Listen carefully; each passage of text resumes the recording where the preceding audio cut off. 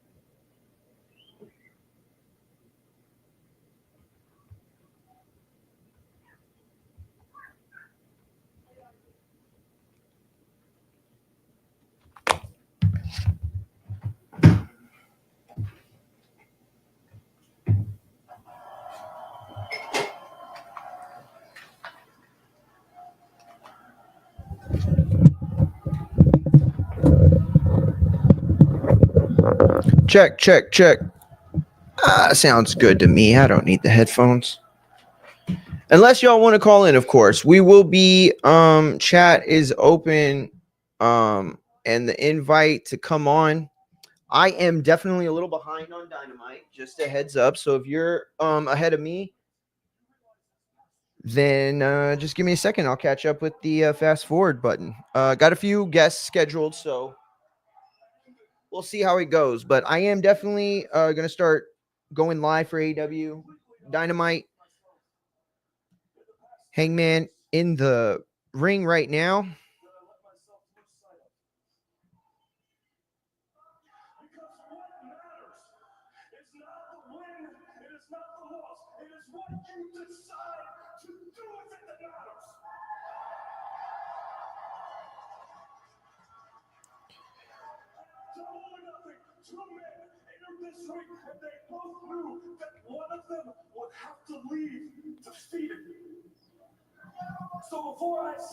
So the big news everybody's saying is that both Owen Hart Classics were the winner was unknown until the day. Nobody, not the wrestlers, nobody knew who was winning. It was kept under heavy wrap, and it is being reported that both Hangman and Will Ospreay fought for each other to win. They fought for each other to win. They sold each other's narratives because they just want what's best for the company. Look, I'm not trying to turn this already into an AEW WWE thing. Y'all know I don't like doing that because I love both brands. I love both things, what they do. You know, it's like MMA and boxing. They're not the same. They're not the same. And I enjoy both of them for very different reasons. But yo, who in the WWE locker room is arguing for their opponent to win? Nobody's doing that, bro. It's too cutthroat right now. AEW feels different right now. Like legit, it feels different right now. It feels like a harmonious team effort going on. I got you, champ. Don't worry about it. Shit, that's bright as hell. God damn. Yo, fucking feels like the cops are like pulled me over for a DUI. All right, that's chill. Y'all heard that guy? He said, I could stay out here all night. And one random guy, yeah.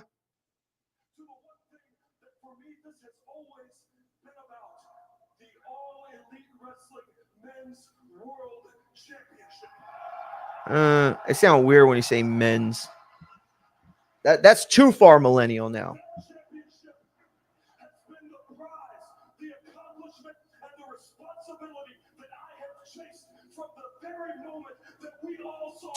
But is it better for Hangman? Like, there's two battles right now currently going on in AEW. The battle of Jon Moxley still being the champ, despite the fact that every single facet of the fandom has revolted against him. And then it's AEW versus WWE. AEW versus everybody, really, whether they want to admit it or not. And is that battle, is Hangman walking into Texas as the challenger to the belt, is that going to win them the war? Or is that going to help them in that fight?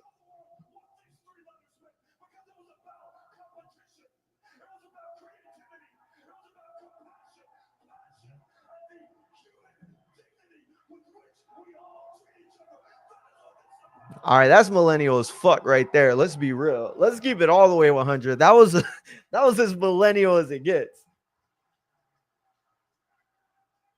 I don't know if I said this earlier this week or last week, but I saw this thing with Amy Schumer, or not Amy Schumer, the one from Parks and Rec and SNL. I forget her name. Anyway, she said she figured out like the whole political landscape through eras or ages, right? And generations. And it's like boomers are like, I got to get that money. I got to make money, right? And Gen X is like, but is money going to make me happy? And the millennials are like, well, where the fuck is all the money? And then Gen Z is like, what the fuck is money? And that right there feels very apropos of that.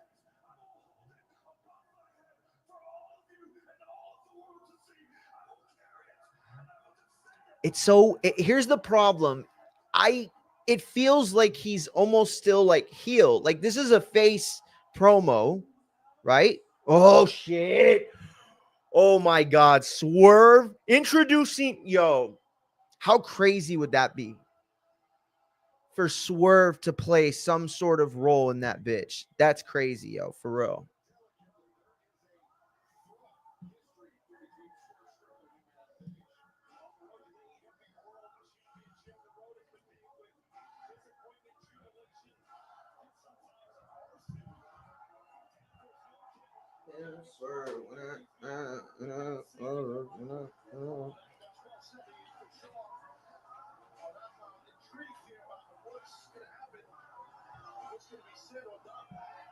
They were like, starting to G it up a little bit, right?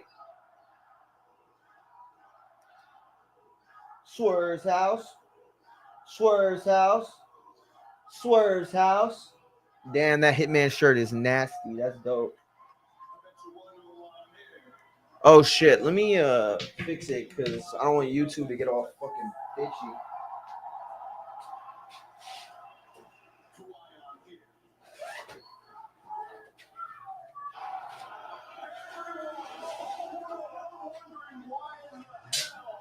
Did you guys do what you did on Sunday? Why did you cost Swerve that heavyweight championship?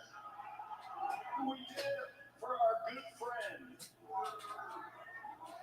Hey man, Adam Page, you're welcome, buddy. Yo, what the fuck? You see, this is what you wanted all along. You never wanted Swerve to be that champion ever again, and we did that for you. We do not forget who our friends are. We still love you, Adam Page, and we know you love us too, buddy. That's a little weak though. Couple months back, I was looking at the same opportunity that you conveniently had at All in Texas coming up against John Moxley at AEW World Championship. At Dynasty, in the main event, I had the championship. I had the match won. Right in my hands. And then so conveniently, the EVPs, the Young Bucks show up, who I haven't dealt with all the way since back at Blood and Guts, and they cost me that championship. But you know who else was in the ring that night? You, Hangman Page. It's so funny and convenient that now you have a clear path to the AEW World Championship off of my loss. So I'm going to call collusion on this. You promise the people in Texas? Let's talk about a promise that you made. You told me to not face the rest of the world. That you promise that you will not let me become AEW World Champion again. So I'm here, right here in this ring, staring at you, looking at you, man to man, eye to eye. And I'm gonna ask you, and don't you freaking lie to me. Uh-oh. He asking him not to lie. Did you do this?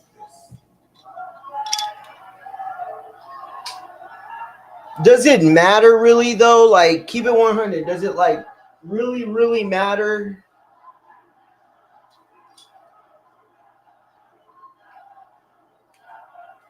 Well, dumbass. Oh shit. You don't call him a dumbass to play nice. I locked my eyes on you. Then I locked my eyes on John Moxley. And for one God-forsaken second, I even thought about helping you.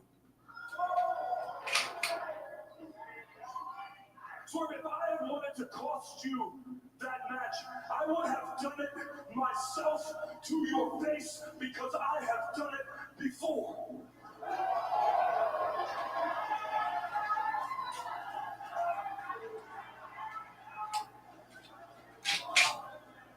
Sounds good, but you're still full of shit.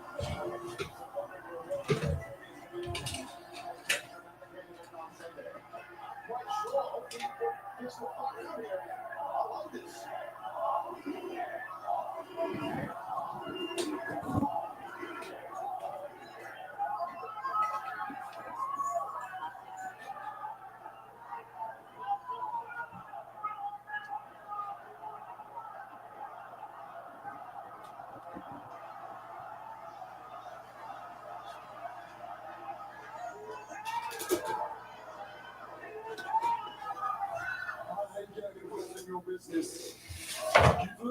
Oh, fuck. That's really hot.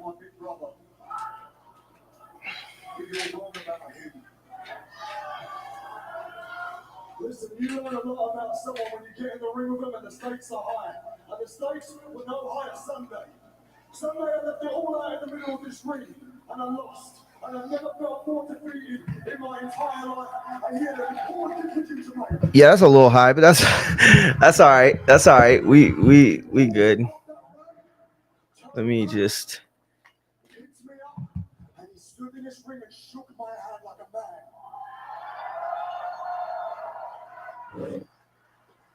I looked in his eyes and I could see he cares about this place, mate. And it's funny because I had that exact same feeling when I lost to you last. Can y'all hear this shit? Cause you picked me up. oh, a little bit. My bad. My bad. Yo, that Osprey soccer jersey is sick. I gotta get one of those, bro. I gotta get one of those. I hate saying this to you because I love you. But it's not you. I thought it was me, and it's not me. It's him.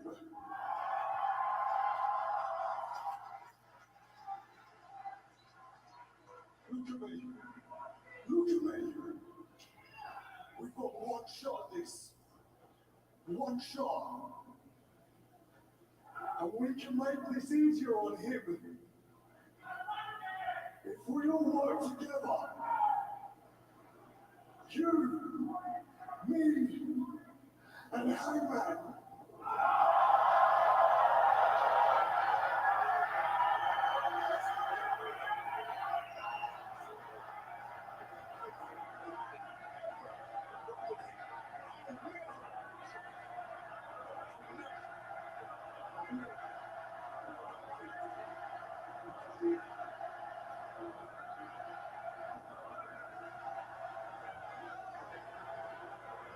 Yo, this is fantastic, bro.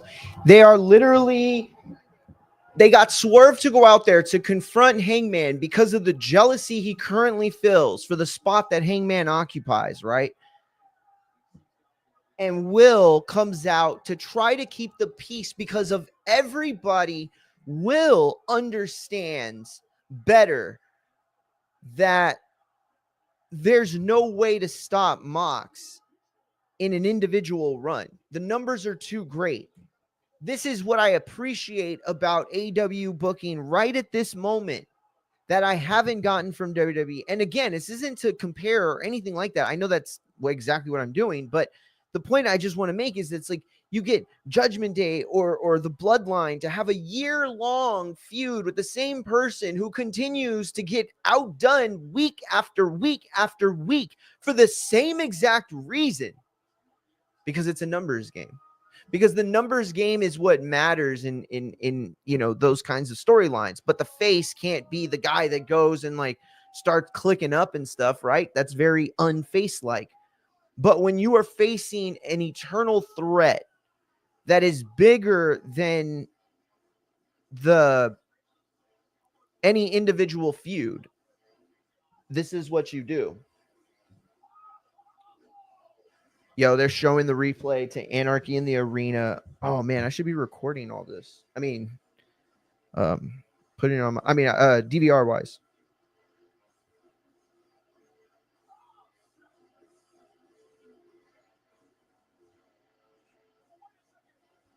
Yo, can y'all hear this, chat? Is it too loud? Could y'all like let me know? Because I am not getting a lot of chances on YouTube anymore.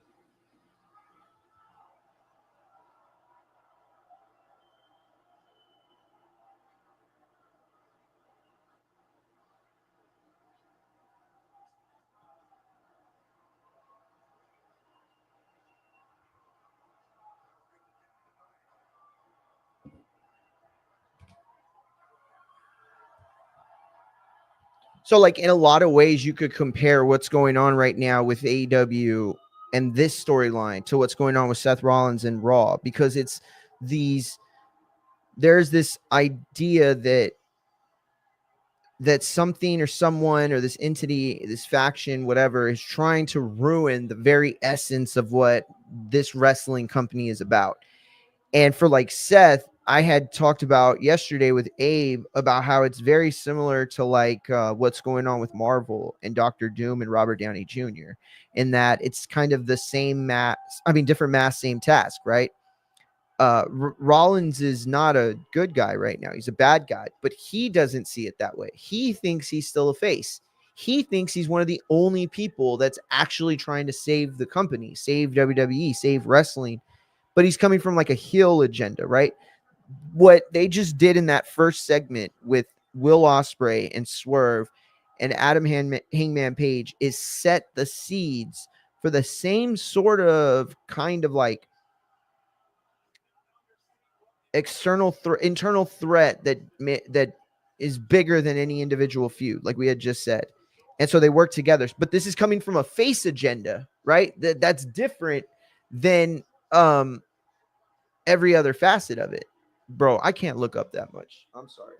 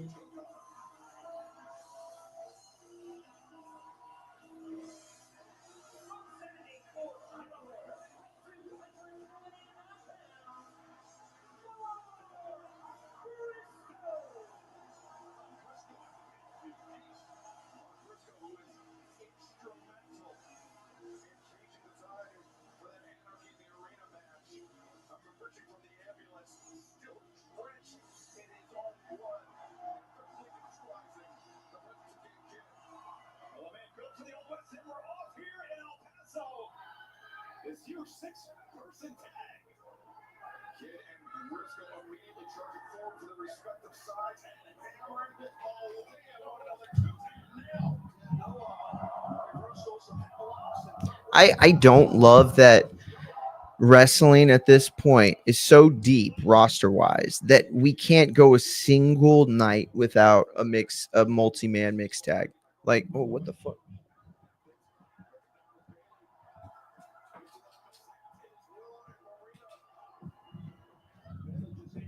Like, it don't make no sense. Like, I mean, it does make sense, right? Because it's like the overbooking being like necessary. Necessary? Is it necessary for me to drink? Like, Speedball Mike Bailey is so good. He deserves so much more than what they're able to give him right now. Holy shit. Yo, let me show y'all some shit right quick while we're live. So this morning I woke up, right, and took my morning dump, and of course scrolled YouTube, and I found this guy who I subbed right away. I've emailed him several times today asking him to start a Patreon so he can go live and he can stay live 24/7, because this is easily the best wrestling channel in 2025. Better than my own, 100%. Yes, better than my own. I'll admit it, because It's true. Okay. Now streaming on Max. Oh, the game's tonight too, right? Shit, I forgot.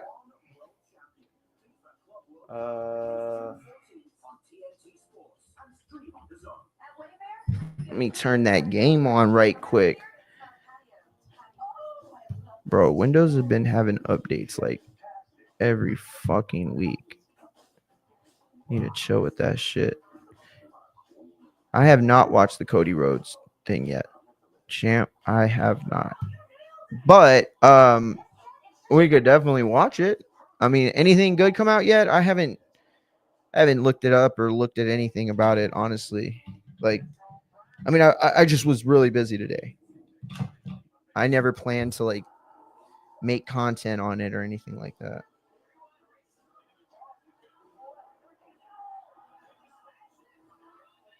Nah, I didn't see the news. What happened?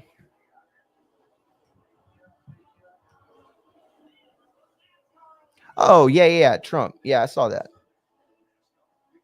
I mean, yeah, bro. Like, what do you want? You know, you throw out the Constitution 2-3 months ago. Like, what is supposed to shock you at this point?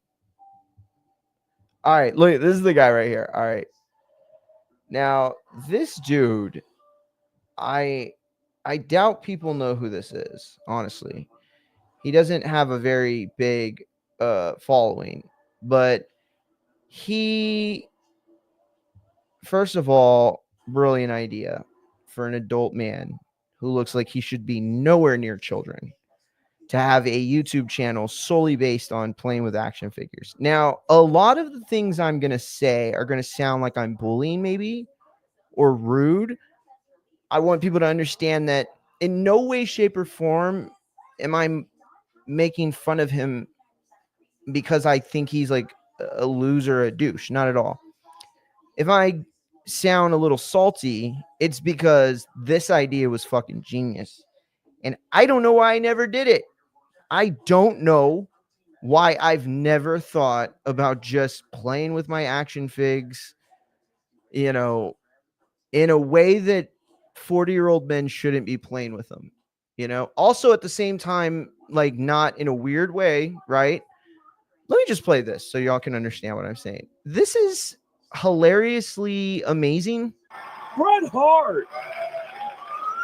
He's got Rick Steiner and a sharpshooter. Bret Hart with a sharpshooter. That's not a sharpshooter, but what Rick okay. Steiner gets out of it.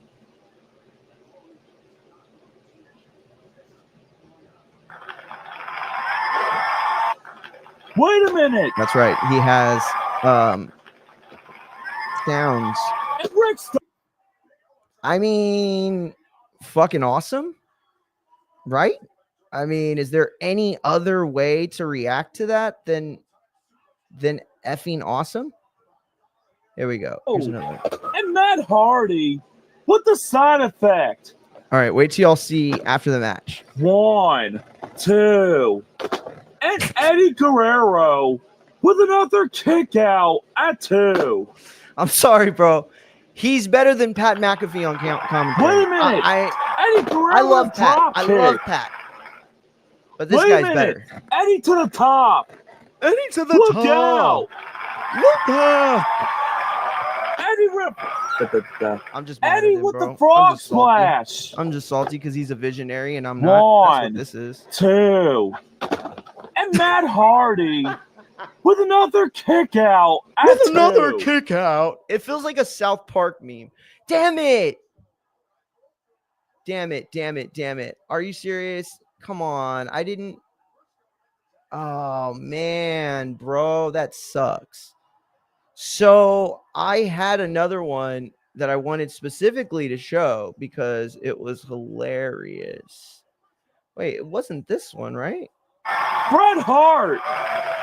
Bret Hart. He's got Rick Steiner and a sharpshooter. Champ, I don't know where you went Bret to Hart with a school, but that ain't sharpshooter. a sharpshooter. That ain't a sharpshooter, champ. What Rick Steiner Maybe a gets out of Boston it. Crab at best. I don't know. Okay, I'm looking for this part. It's not on here. he just fucking hits the Wait a fucking minute. thing on repeat. Hilarious. And Rick Steiner. Damn it, bro.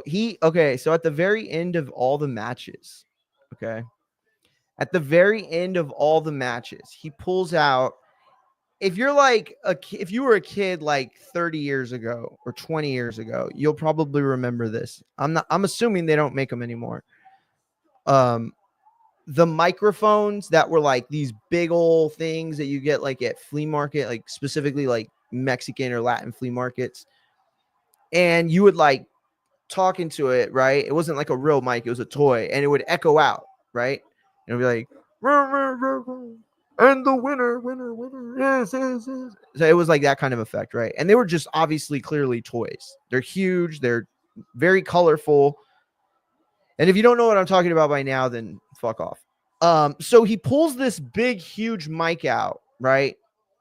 And the best part, first of all, is for anybody who didn't grow up with this thing, they must be wondering, what the fuck is he pulling out right now? And then it becomes very clear very fast. And he does all his own announcing. It's just, I think, hilarious. Hilarious. Like, this is a grown man. And again, not making fun. I am absolutely enthralled by the visionary mind. Like, I imagine this guy, like, after he's done with his live, like popping open a couple of Bud Lights and just like, good night. Yeah. You know what? I think I'm gonna put the world title on Bulldog. I think that's what we're gonna do tomorrow. Yeah. I think Rick Steiner and Bulldog for the title. Like, this guy's booking, like, in his, I'm assuming, basement again, because he's probably a millionaire, because this is a $1 million idea.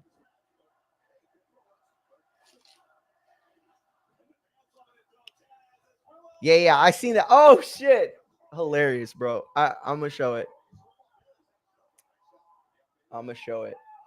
Yeah, it was what's the comedian's name? He's fat and he looks like a bad guy from like GTA 3. Stavros, is that his name, right? Stavros. It's like something super Greek.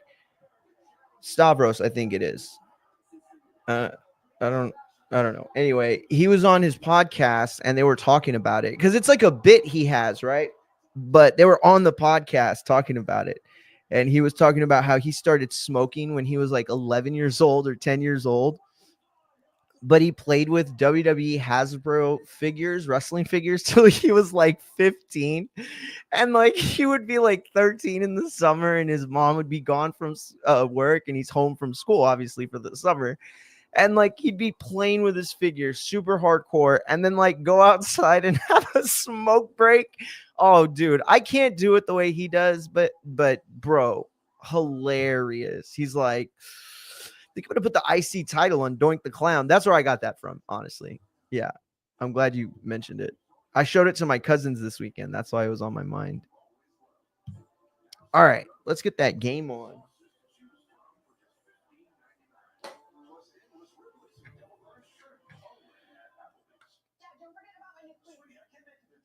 Oh shit.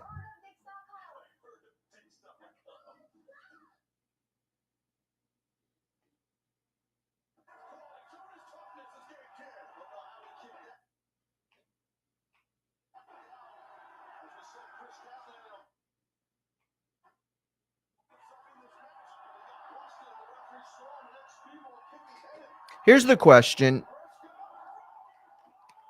The hell? Why was ET watching from the background? That was weird.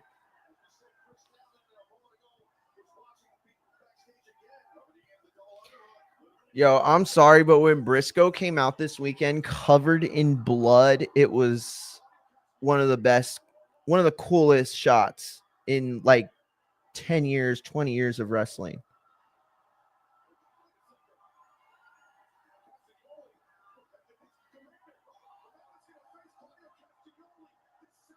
Does Commander, okay, I mean, awesome for real, awesome. But problematic because if you're Claudio, did you not just notice the fucking guy that was literally tight roping the ropes? Like, how do you not notice that? Right? That's like getting caught with a right hand in boxing, and just before the guy threw it, he put like those big toy Hulk hands on and still caught the dude. It's like, I mean, he totally showed it. That was telegraphed from fucking next door.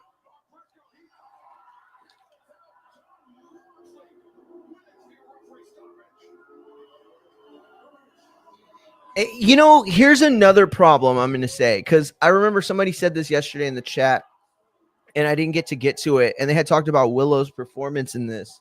I think Abe ended up talking about it later, but here's one thing, right? They've been flirting so much with the line as far as intergender contact goes, or violence, or offense, or whatever you want to call it. And, you know, there have been some moments where a large contingency of wrestling fans have said, whoa, that's way too far. But they haven't crossed the line where the majority is like, oh, well, that's too much, right? I say lean into it. I say between now and see, that's the other thing. It's like Adam Hangman Page is the guy now. Like, we know that. And I get that there's still another show in between now and All In, you know, Fighter Fest, and you know, I think it's 3 hours if I'm not mistaken. And so all that to say, you should be like already starting that feud, right? But if you are going to involve Willow and you are going to continue to involve some of the key players in this thing, let's go all the way with it. You know, by the time All In comes, Moxley should have put Willow through like 4 tables and like choked her out several times. And again, I'm not like saying this as like, oh, I want this to happen. Like, you know, I'm not fucking Andrew Tate, but I do think that it would be a valid way of getting that storyline over. And I guess that's what I'm trying to say. It's like, if you're going to flirt with that line, then just fucking go all the way with it.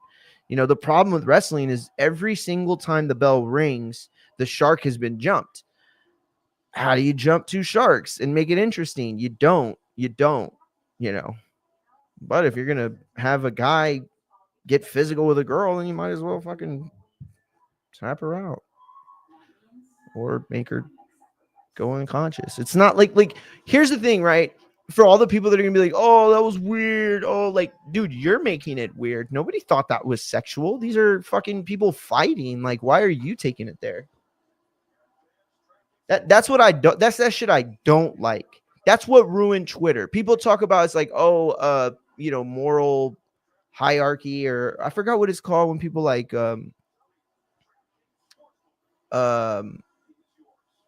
shit, what's it called? Like when people are like virtue signaling. That's what it's called. People think it's virtue signaling. It's not. It's when somebody else's interpretation of something is far more weird or sexual or whatever in nature, and you put that on that person, right?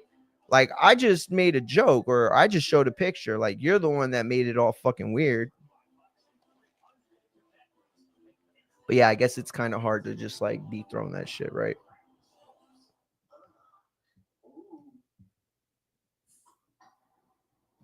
Nah, champ, I haven't yet, but we could check it out though. No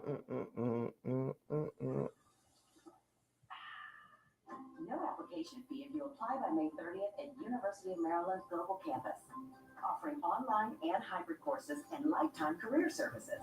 Learn about our more than 135 degrees and certificates at umgc.edu. Yo, okay, so This was the match. Oh, yeah, shit. again, you don't like. Can't do that. From Sunday, right? And this was that part I was telling people about. Oh, wait.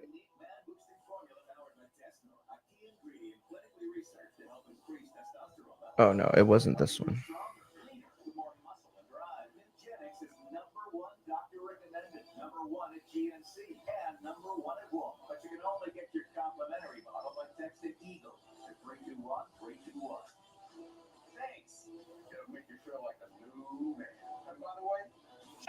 Osprey. He challenged Hangman for a shootout in the desert.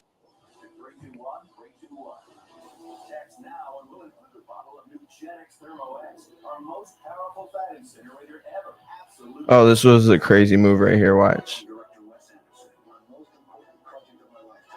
He just he does that type of stuff right there. That's so crazy. And it doesn't even look like it's like, oh, that hurt. Like it looks like it hurt him more. Hold up. Let me find it.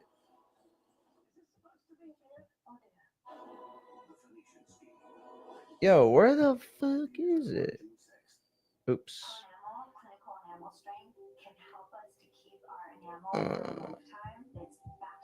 Damn. I remember it towards the end of the match. It's probably this one. I'll let it load up so I could fast forward through it.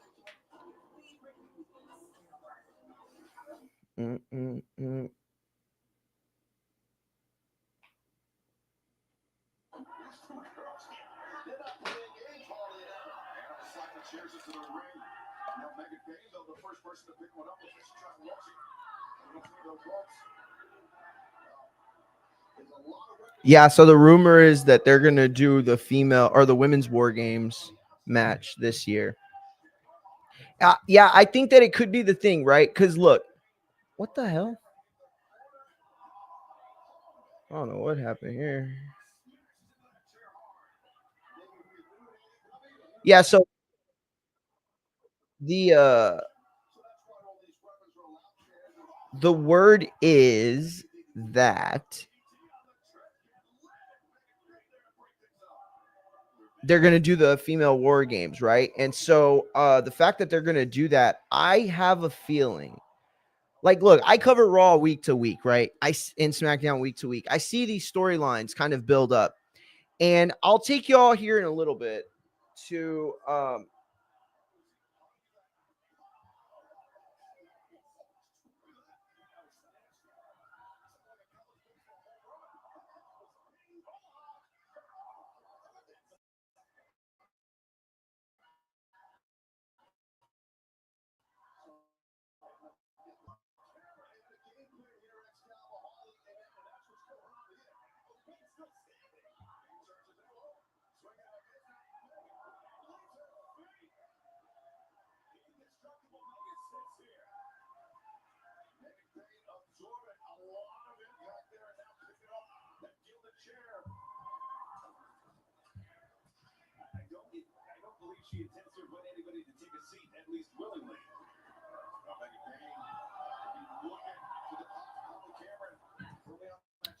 yeah, so anyway, my bad. I was just trying to figure this shit out. I don't know what I did, but we'll get it. So anyway, like it was a situation where they're trying to do the women's thing, right? And you got Evolution coming up in July, which they've already booked. And the storylines are starting to get really specific. And it looks like the narrative is going to be like the younger women or the younger superstars in the female roster versus like the veterans. Because you see Charlotte and you see Tiffany. I'm sorry, you see Charlotte, you see Alexa Bliss, right? And there's clearly something going on there. But you have Julia, Roxana Perez, even Tiffany, right? Part of this like recent NXT call up over the last year or two. And I think they're gonna like split them. Like you just see it like very subtle for now, right? Like there's like you had Tiffy out there like, oh Alexa, like you're so vintage, which is obviously like a thing that Gen Z uses to call like women old or something old or tired. Like vintage is actually like a positive word, right? It's probably more expensive, it's older, like more genuine, whatever, right? But you could be like, you could shoot out subliminals with it online. And so for her to use that word, and then it was like some other stuff, like she kept just saying like a lot of like young Gen Z terminology, right? And like really like rubbing it in their face that like they're the old guard. So I say all that to say that I think that's where it goes, right? They try to get to this point where they can make a full pay-per-view out of that feud and have it be like vicious enough that you need weapons and you need the cage and you need 2 rings, you know what I mean? Because it's so big, whatever. But the problem is that AEW just does it so much better. And I'm not even saying that the female division in the WWE can't compete or can't hit that mark. It's just like, I don't know, y'all don't really try. Like, who's to say that which division is better at doing what when neither side gets the chance to do one thing or the other? You know what I mean? My interest, though, is in Mariah May and whether she ends up being like something that's like,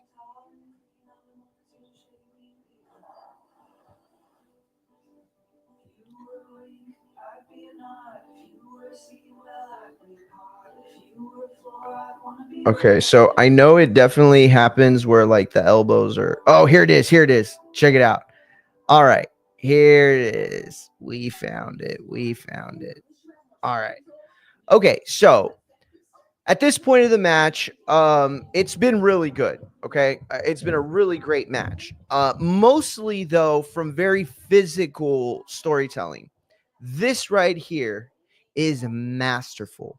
Adam Hangman Page, right, the millennial cowboy, finds himself in a position where he is trying to go for the buckshot lariat. Okay, but Will recognizes it and says to himself, I'm not going to get hit with that. Collapses back, trying to get out of it, right? Okay, now here he is, dragging himself up. And Hangman isn't taking advantage of this. Why not? Because he still sees that he's got Will right where he wants him. Will is too hurt to just challenge Hangman right now. So instead, he sets him up. He goads him into this moment right here. And they have a good old-fashioned Western showdown. The stare down at noon, whatever, the showdown at dawn or dusk or whatever. I didn't watch a lot of Westerns growing up, although Yellowstone is awesome, like the prequels. And so you have them staring across the ring, one with the buckshot lariat, the other with the hidden blade. They take off their elbow pads, and they go at it. That's basically them cocking their gun, right? It's and when you had that old Western gun, you snap back. What's that thing called? I forgot. I always forget what it's called. That little clip part. It's got a specific name. But anyway, they pull it back. That was that. And then they let it go. They counted to 3 or counted down from 5 or whatever the hell you do in a shootout. And yeah, the problem was for Will. And the narrative, he brought a knife to a gunfight, and that's why he lost. And that is just simple storytelling that uses contextual aspects of the storytelling, and the themes of each match and wrestling and segment and stuff, right? Because it's not all the same. And you utilize the context of those things to tell the story, because you don't have to fully tell the story in every facet. You don't have to go out there and hit the same moves every time and tell the same. Like, you can come and you can find these special moments to send home a fully developed story that you tell out there in the ring, right? That is textured and dimensional and just hits on every end. That's what this was. That's what this main event was. And for everybody that says it was ruined by Ospreay not winning, I say you missed the entire aspect of this match. You missed exactly what this feud was supposed to be about. It was amazing. But Abe said it better than I ever could. The problem has never been with AEW pay-per-views. The problem has never been with them showing up and delivering on this stage at the highest level of both in-ring action and production, the truck, whatever. And yet it's the follow-up. It's what they do with the ball once they get it in their hands, right? Everybody wants them to pass the rock, but what do you do with the rock once you got it? That's what tonight is for Dynamite. And the proof that they can follow up these billion dollar shows in terms of talent, right? Obviously they're not spending billions on production from show to show, but it's $1 billion show when you finally produce it. The action, the talent, the storytelling, everything at the highest level you can get it. And then here it is. See, this is also like very good storytelling right here. Actually, you know what, bro? I can't. I'm going to get in trouble. I always forget to stop showing shit.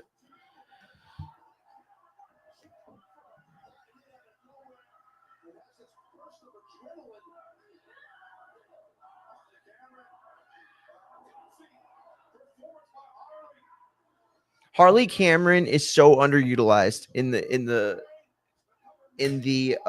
world of WWE.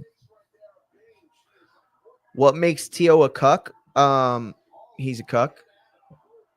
Being a cuck makes you a cuck. Look, I don't got problems. Like, okay, wait, let me put it this way. I don't think Teofimo is racist. I don't think Teofimo is prejudiced. And I know I don't know him well enough to say one or the other. However, when you admit that you were using racial stuff to sell fights or narratives or whatever, right? You're basically saying you're a big piece of shit who, like, okay, I respect Nick Fuentes more than I do Charlie Kirk. And if you don't know who those two people are, one of them is a admitted white nationalist and the other one hides behind bullshit and debating college kids. But I respect a guy like Nick Fuentes for one reason and one reason only. Not his politics, because those are weirdos. It's weirdo shit. But I respect that he stands on that business, right? He is a white nationalist, and he has no problem telling you he's a white nationalist. And I fuck with that because I don't want to be friends with somebody that I find out later, like, oh, damn, you really got a problem with Jewish people. Or like, damn, you really don't let black people in your house, like, for real?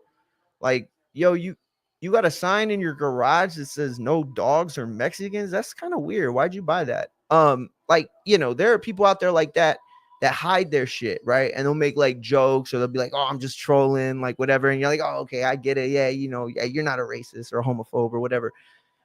But the people that stand on their business and are like, no, I am. No, I hate this group or that group or this color or that sex or this sex. At least you stand on it. And at least I can know that you're giving me the respect enough to know that you don't want to fuck with me neither. And I definitely don't want to fuck with you either. So we're good. We're cool. Well, we know, right? Because you are being at least honest about your dipshitness. I don't even know if that's a word. You're being honest about your fuckery. You're being honest about your bullshit. So I could rock with you, right? But it's like people like Charlie Kirk or like Andrew Tate, like these dudes that are so suspect, and you know that they say all this stuff on lives and podcasts, but then you put them in front of a camera like a CNN, NBC, Fox News camera, right? News Nation, whatever. You put them in front of that camera. I love women. I've got no problems with blah, blah, blah, and blah, blah, blah, and blah, blah, blah. Like, nah, bro, you do got problems. Whether you understand it or not, you do. And standing on that business means something to me. Okay? Like, everybody hides their shit these days. And that's okay. It's not, people's business isn't everybody's business. But when you talk on stuff, when you, you know, I don't know. I probably shouldn't have even started talking about any of this stuff. Mariah May, my question is, will she be the hell?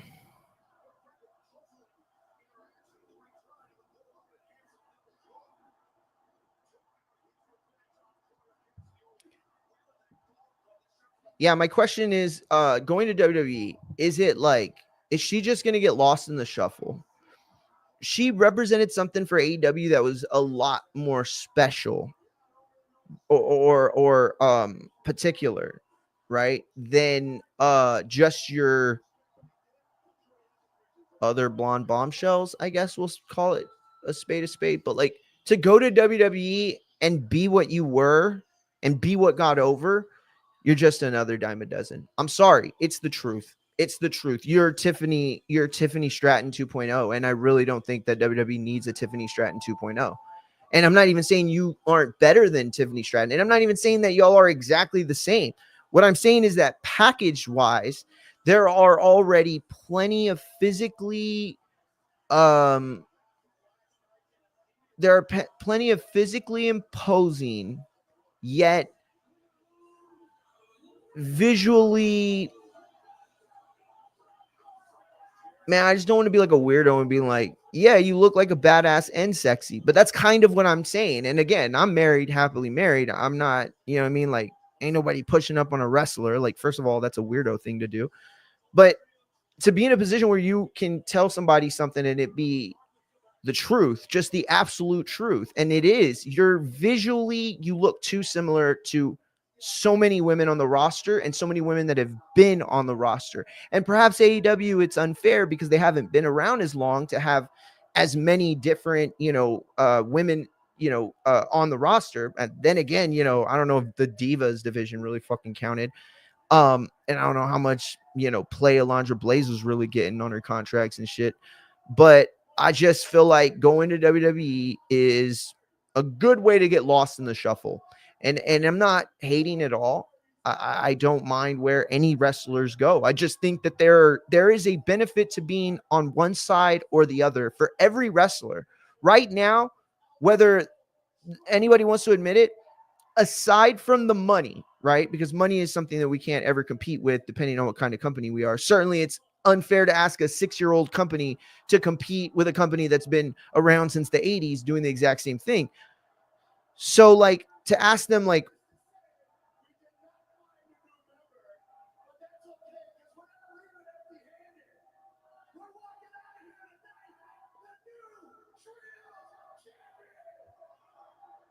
the frat house is so overlooked.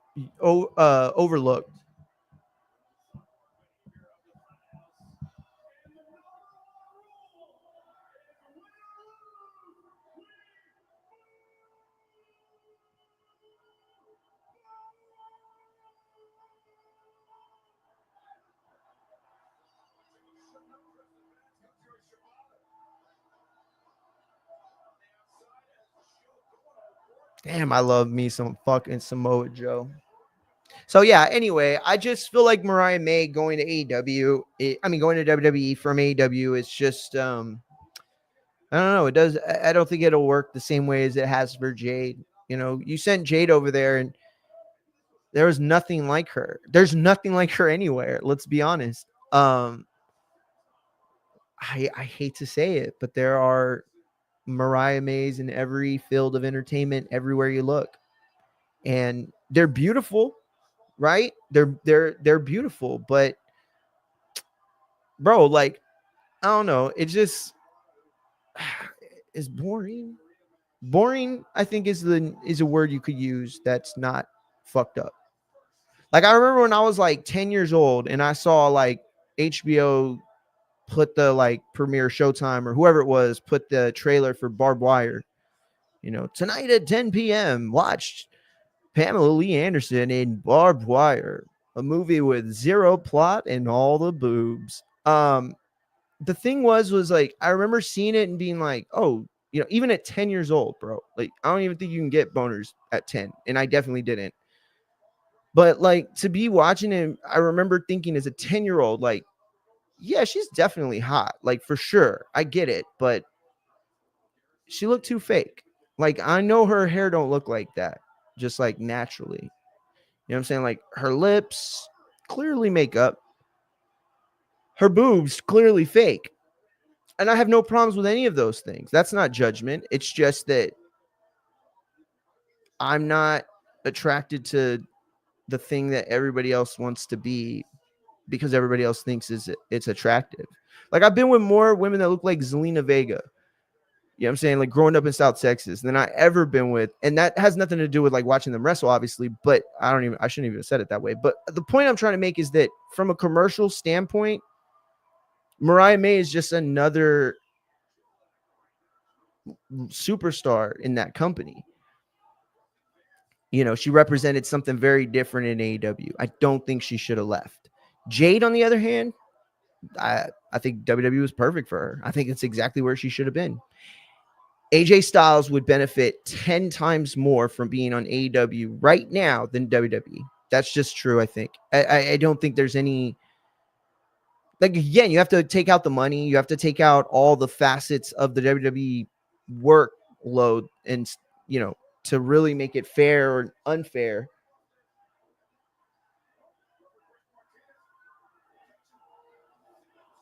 I liked Hobbs as a heel better, by the way, but I do like what they're doing with Hook and bringing him back all pissed off. Anyway, the point I was trying to make, I think I made it well enough. If not, probably said way too much about it. Hobbs is just so much more effective as a heel, though, I think.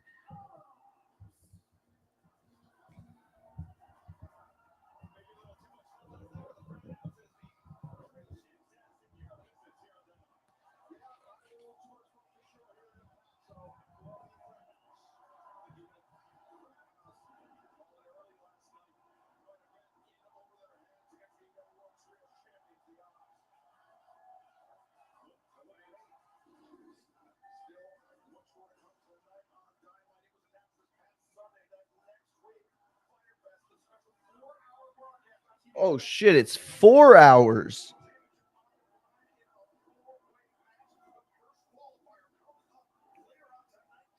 Josh Alexander, Brody King, first match for the thing. Yo, Shoeshine, what's up, champ? What is going on?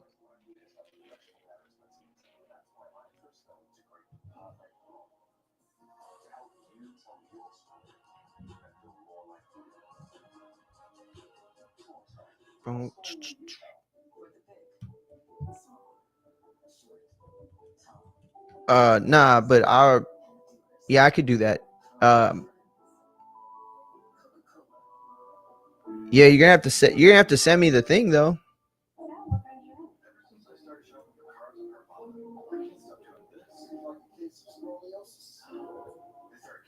Looks okay to me. I don't know.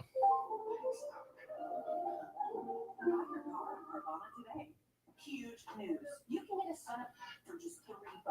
Wait, I said son of. Look at the words. Son of Baconator is $3. Thank you for bacon that just won't quit. Gotta be Wendy's. Hello, welcome to T-Town. Like men over 40 everywhere. These guys experience a drop in testosterone. Don't worry, it happens to all of us. Some guys took my advice about how to boost their testosterone. And some did. This guy got the message loud and clear. Eugenics Total T. Eugenics Total T is the unique man-boosting formula powered by Testo, a key ingredient clinically researched to help increase testosterone levels. To help you feel stronger, leaner, with more muscle and drive. Eugenics is... Yeah, it's working, bro. I don't know what you're talking about.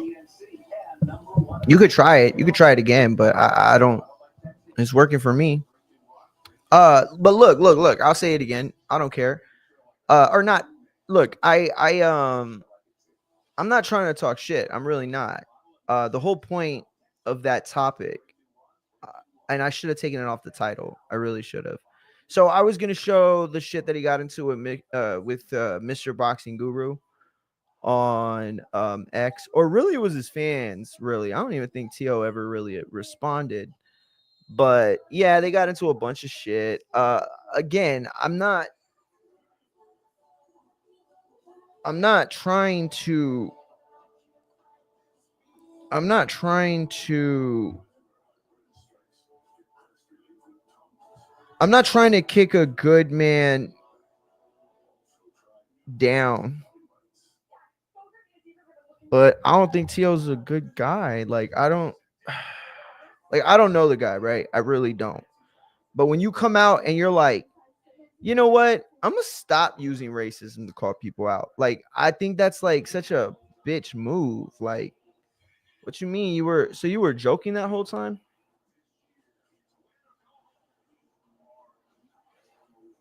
I just think it's a bitch move though. Can you admit it's a bitch move? Can you admit that like stirring shit up just because you want to make more money? That's a bitch move.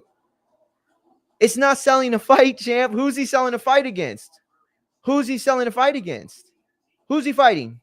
Who's he fighting that he mentioned that he's talked shit about? Who? I'll wait. I'll wait. Ladies and gentlemen, please give it up for a woman that fought her heart out this past Sunday at Double or Nothing, Jamie Hayter.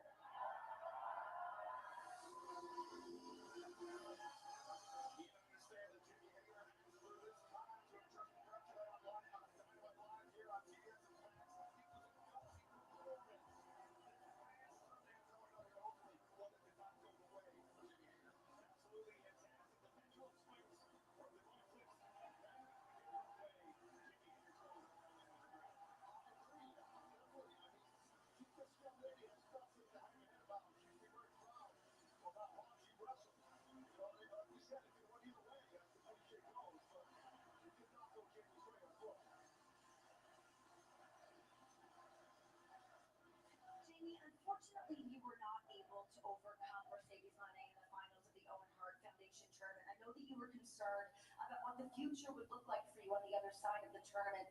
Have you had time to think about what's next for you yet? Well, Renee, that is the question. What? The lights are out here in El Paso. I apologize for this, folks. This is a technical issue that we're trying to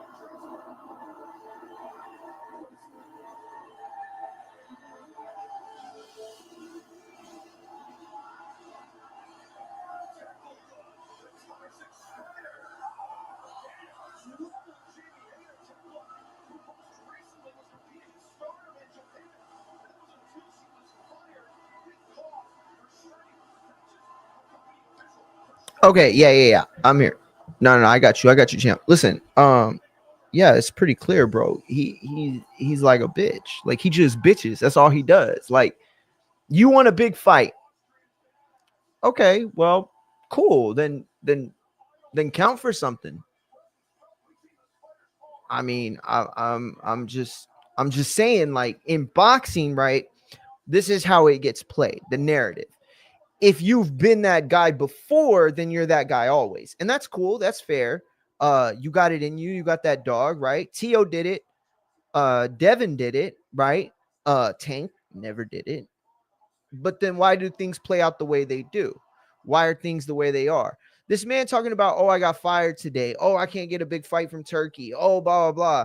And fans being painting this narrative that you got to go over there and kiss the ring. Like maybe that's true or maybe it's not. I don't know. Makes sense because fucking Trump does that shit.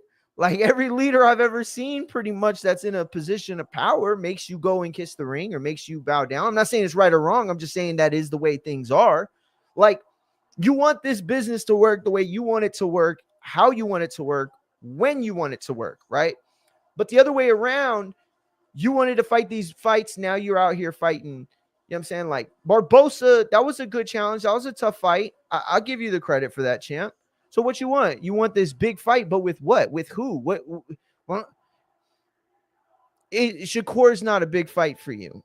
That's clear, right? They can't get you Tank. I mean, like, keep going down the list. Like, what you want? You want Ryan? That what you want? Right? You want Logan Paul. That's who you want, champ. I knew it. You motherfuckers, bro. Look, I'm not gonna jump on none of that Honduran shit. Hell no, nah, bro. Cause I got homeboys that are Honduran. No cap. Zero cap. Some of my closest friends on this world are either their parents are from are Honduran or theirs directly from there, right? So I'm not on that bullshit. Yeah, see, but that's what I'm saying though. That's why you're full of shit as a Tio fan, because you're on that fucking tip, right? You're on that tip. But where's that same energy when it's reversed? When Tio's the one talking that shit? Like, it's crazy that you'd be like, bro, it's a free country, bro. Tio can say whatever. He's just a top G, bro. Okay, cool. But then when everybody now today is shitting on Hondurans, and y'all are over here mad, bro, he set that play up, bro. This is Tio's play from the jump, and it's for money, you fucking idiot. It's for fucking money, you stupid bitch. It's so you buy his pay-per-view. It's so dumbasses like you fall into that trick shit. Bro, he don't even got no problems with none of those people. What are you talking about?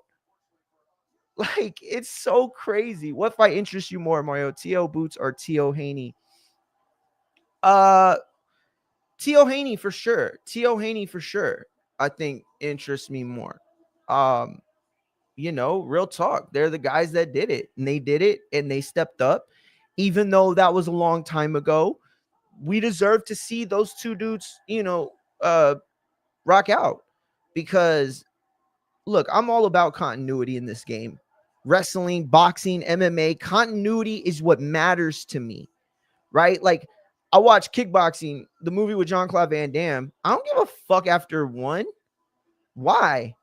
Why would I? It's not even the same story no more.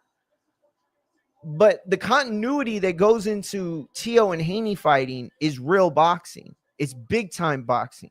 Because whether racist motherfuckers or not want to admit Lomachenko was that guy, he was that guy. And these guys ended up doing it. Matt says, I'm more interested by the Tio Boots fight. Interesting. Why though? I'm not saying that's a bad fight at all. And both fights interest me, right? The question was which one more? And it's only continuity. I think Tio and Boots is a good fight. I just think that right now it's not as close of a not fair. Fair is a weird word, but it's as an even fight. Okay, it's not as close as an even fight. Boots is basically could be 154 right now. Facts, right? Tio, I feel like, based on what I've seen, is still growing into his plus 40 size and strength and ability. So, Tio and Haney is spoiled milk now. Yeah, for sure. It is definitely not what look, that could have been the Super Bowl if they would have did it right at the right time, right? They could have sucked all the fucking narrative out of the Tank shit. All the Tank fans would have had to bow down and kiss the winner's brass ring right there. Real talk, and their ass. But they don't give a shit about that. They really don't. And neither do we. It's all cap, right? It's all cap. We will never, ever in this sport get a big time fight between the 4 guys or 8 guys or 6 guys or whatever, 5 guys that end up merging as the 1 and 2 best. Never happen. You know what I mean? Not unless they're both stand to make buku bucks that just don't exist for 2A sides right now. Pacquiao Mayweather killed the game in so many ways that we don't even understand today. Okay, in 30 years, they're going to be books written that'll basically give us some of the plots of the story that other people are going to have to go back and connect, because that game, listen, Mayweather Pacquiao fucked a lot of shit up. Real talk. It got a lot of people paid, but a lot of them people don't have nothing to do with boxing today. Pacquiao coming back to get a check. Why? Because he done gambled away all the earnings from Floyd. And again, I don't know that that's true, right? I don't know that that's true. But I can tell you what every single person that I've ever worked with has ever told me. I used to work at a convenience store, Stripes, 7-Eleven, when I was in college, right? Every single one of them that played the lotto champ, if I win this, bro, I'll work like 1 day a week. I won't quit, but I'll work 1 day a week. That's what happens. And that's what Teo is. That's the era Teo's in right now.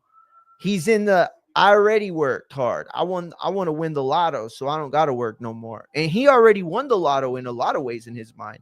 So for Teo and Haney to fight, it finishes at least something, right? And by the way, if you want to say like, oh, well, it's not that fight, because it isn't, you're right. But what is that fight right now? Like, real talk, who would decide these divisions? These guys aren't really even fighting above 135, 140. Like, they're not actually deciding anything. These guys have beaten Lomachenko, who never was even that good above 130. So what are we talking about? Like, none of these guys have the right to claim that they are like 40 or 47 legends or Hall of Famers or even world champions. Fuck that. I'm just, I don't know. I'm just being real. Like, I don't know any one of those two guys that would fight and me say, oh, well, they're definitely the best in the, you know what I'm saying? Oh, yeah, definitely. Well, but that's the problem. 140 has become that. It was that, and then it wasn't that. And now it's become that again. Because when it stopped being that, you had Amir Khan, you had Timothy Bradley, Devin Alexander. Man, the list is even way deeper than that. Victor Ortiz just like goes on and on and on. Lamont Peterson, Nate Campbell. I mean, just so many different names, right? 140 was a division like that. But everybody, it's like, again, it's the whole lotto thing. Everybody want to get paid off at 147. Or you could be the king at 135, right? Because the guys that make money are the ones that keep their head at 135 or capable enough ability-wise or size-wise to make it up to 147. You're absolutely right. 140 has become the tweener again. It didn't have to be, champ. It really didn't have to be. I think if HBO and Showtime never got out the game, or at least if HBO had an actual somebody take over for their spot, because DAZN didn't, right? Like, DAZN never became HBO for America. Never. For the people that thought it would, we were dead wrong, right? I mean, I hoped it would. I wasn't sure. But DAZN never became that. Never became HBO in America. Had there remained an HBO in America, I think 140 would still be a great division. I think that mostly every division would be a great division, honestly. If they're showing it on TV, it's because it's banging. Bro, like, remember, we were 3-4 years ago, we were getting them fights on NBC. NBC, the actual fucking network. You know what I'm saying? Not NBSMC and not MSNBC and not NBCNN or none of them. The real NBC. The one with the Peacock. Taking shits in color, because you know Peacock shit a lot. So every time you see that NBC sign, you were looking at a Peacock shitting the rainbow out. Those people thought that quality boxing was good at was network worthy TV. All right, and they might be wrong, but they know better than us. I can tell you that.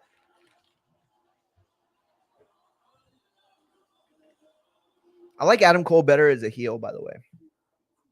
Or I think he's more entertaining.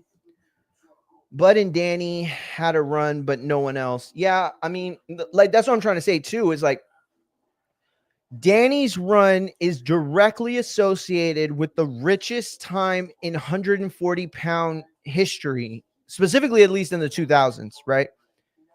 Or in this millennium. And Danny was a product of achieving top dog status because he survived it all, right? He didn't beat Bradley and Alexander and all these people. No, he beat Amir Khan, and then he beat the boogeyman Matisse, right? So when he took that was the accomplishment of everything. The people that thought he should have stuck around were wrong, because 147 was the next play. He did it all, right? The only thing that would have been left was the guy that Bud eventually beat. Who was it? Not Provodnikov. What was his name? The guy that everybody would say that Danny didn't want to fight, then Bud ended up fighting. I forgot. You know what I'm talking about? The guy at 140 though, that Bud fought for undisputed. So that like ended the career. That ended the legacy of that 140 division, right? And Danny didn't owe it to anybody, specifically the division.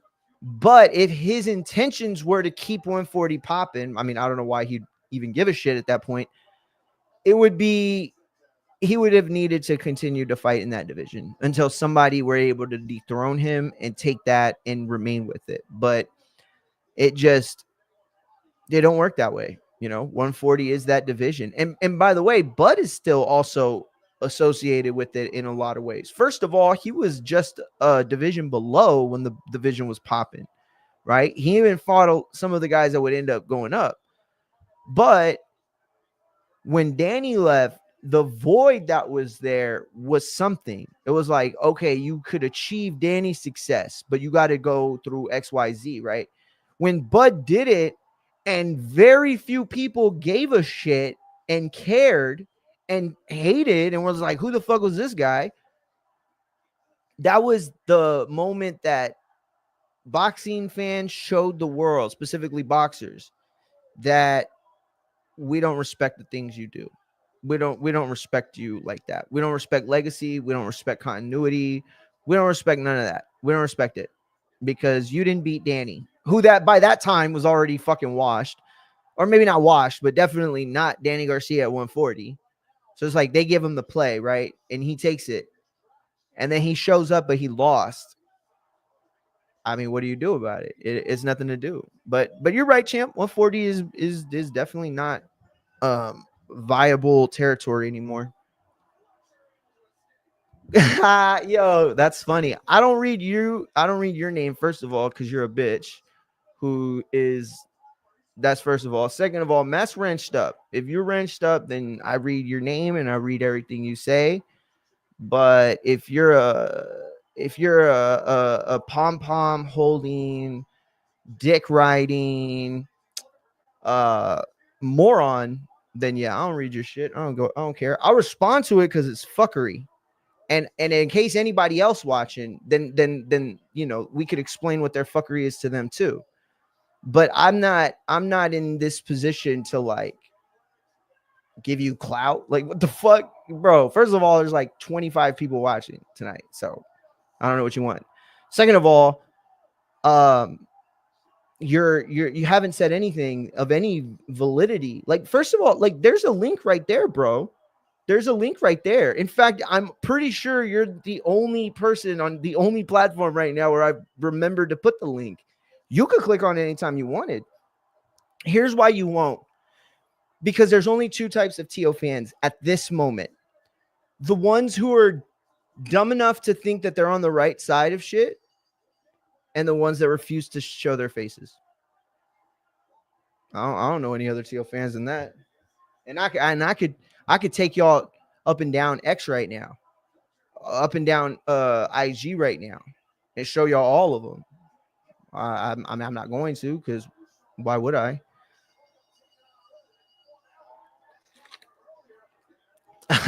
Matt said, "Yeah, fuck y'all, I'm wrenched up, suck it, hilarious, bro." Man, you first of all, you made me miss the fucking Cole match. Oh, Brody King coming out pissed.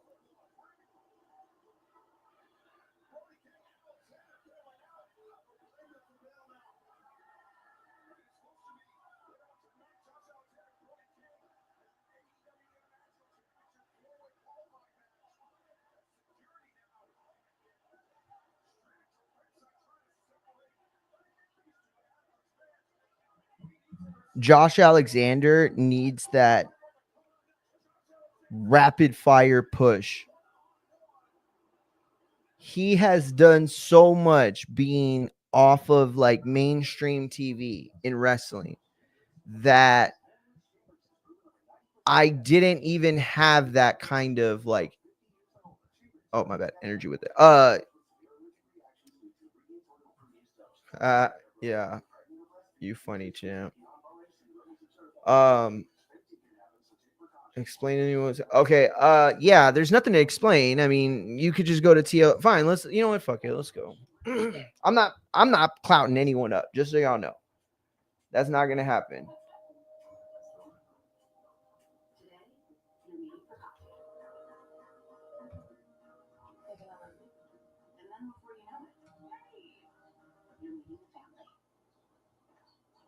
Credit One Bank, we believe having the credit and rewards for the little moments today can lead to even bigger ones tomorrow. Earn up to 10x points on travel and 5x points on dining with the Credit One Bank Launcher American Express card. Credit One Bank, for what's ahead. Hello, welcome to TikTok. Like minimum 40 everywhere. These guys experience dropping testosterone. Don't worry, it happens to all of us. Some guys. Yo, oh my God, bro. Did y'all see that? What the fuck? Yo, did y'all see that? Let me redo it.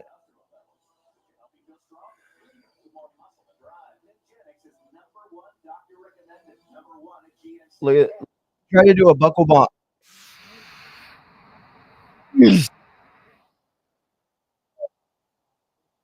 is what you made me miss, Matt. No, I'm just playing. God damn. Oh my God. Oh my God, dude. Dude, you can hear his effing head hit the ring.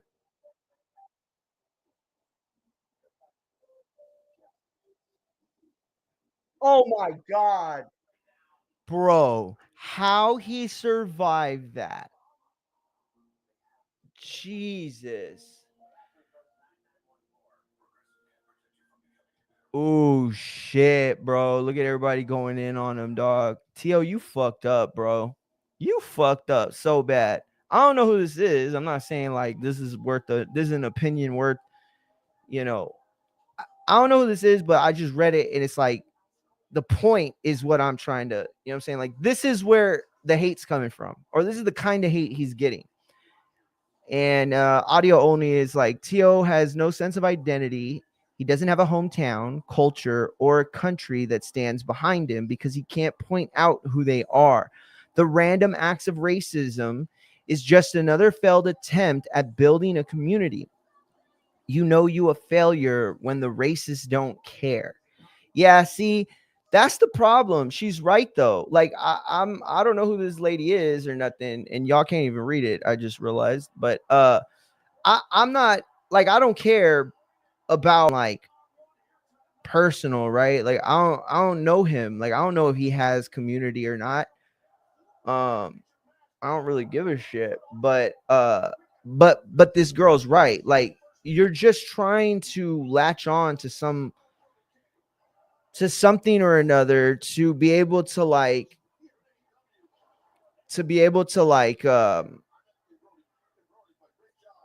to create a sense of following, right? Like let's be real right now.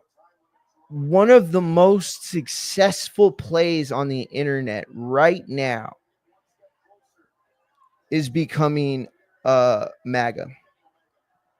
Right? You go MAGA and you will get a shit ton of people following you every day. People that give you money and super chat all the time, and $50 to just put Trump 2024, even though he fucking won the election. Like I see that shit all the time.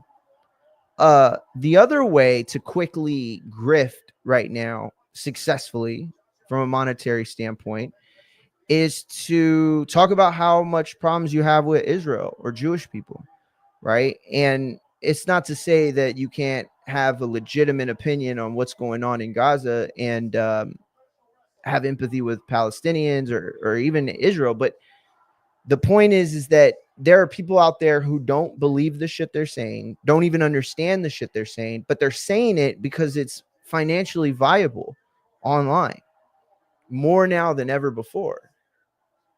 And so Tio really, really represents, he's like tapping into this grifter community and personality that is very familiar, very easy to see through. And it just feels like anybody that's defending Tio is like really like just making no points at all of any sort of validity, like nothing whatsoever. Like no reason to suggest, oh no, what Tio's doing right now, should be why he's getting a big fight or yada, yada, yada. No, it's not at all. Homeboy was going through it the way you were supposed to make people care and get a big fight. But eventually, I think he realized, oh shit, I could make a lot more money fighting a lot bigger scrubs and saving my career and saving my face from getting beaten in if I, go a certain route. And he took it back, by the way. You know what I'm saying? Like, this is why I think y'all are now, like, this is why I think y'all are either trolling or dipshits. Because before we didn't know, maybe Tio really actually feels this way. Like, maybe Tio has some crazy like shit going on where he, whatever, like, some trauma in his origin story, right? That has some sort of validity into why he is the way he is. And you don't have to like respect it, but you could at least empathize with it as a human being, right? But with Tio, he admitted that it was all bullshit. He admitted that he was just being a cuck. He admitted that he doesn't even understand most of the shit that he's saying. He's just saying it because he knows he gets a rise. That moment you did that, you exposed yourself to being a bitch. You exposed yourself to being a hoe. You exposed yourself to being every single fraudulent thing that has ever been said about anybody on the internet. You basically, just so you understand, and maybe you don't understand, this could be a big part of it too. Tio might not understand this.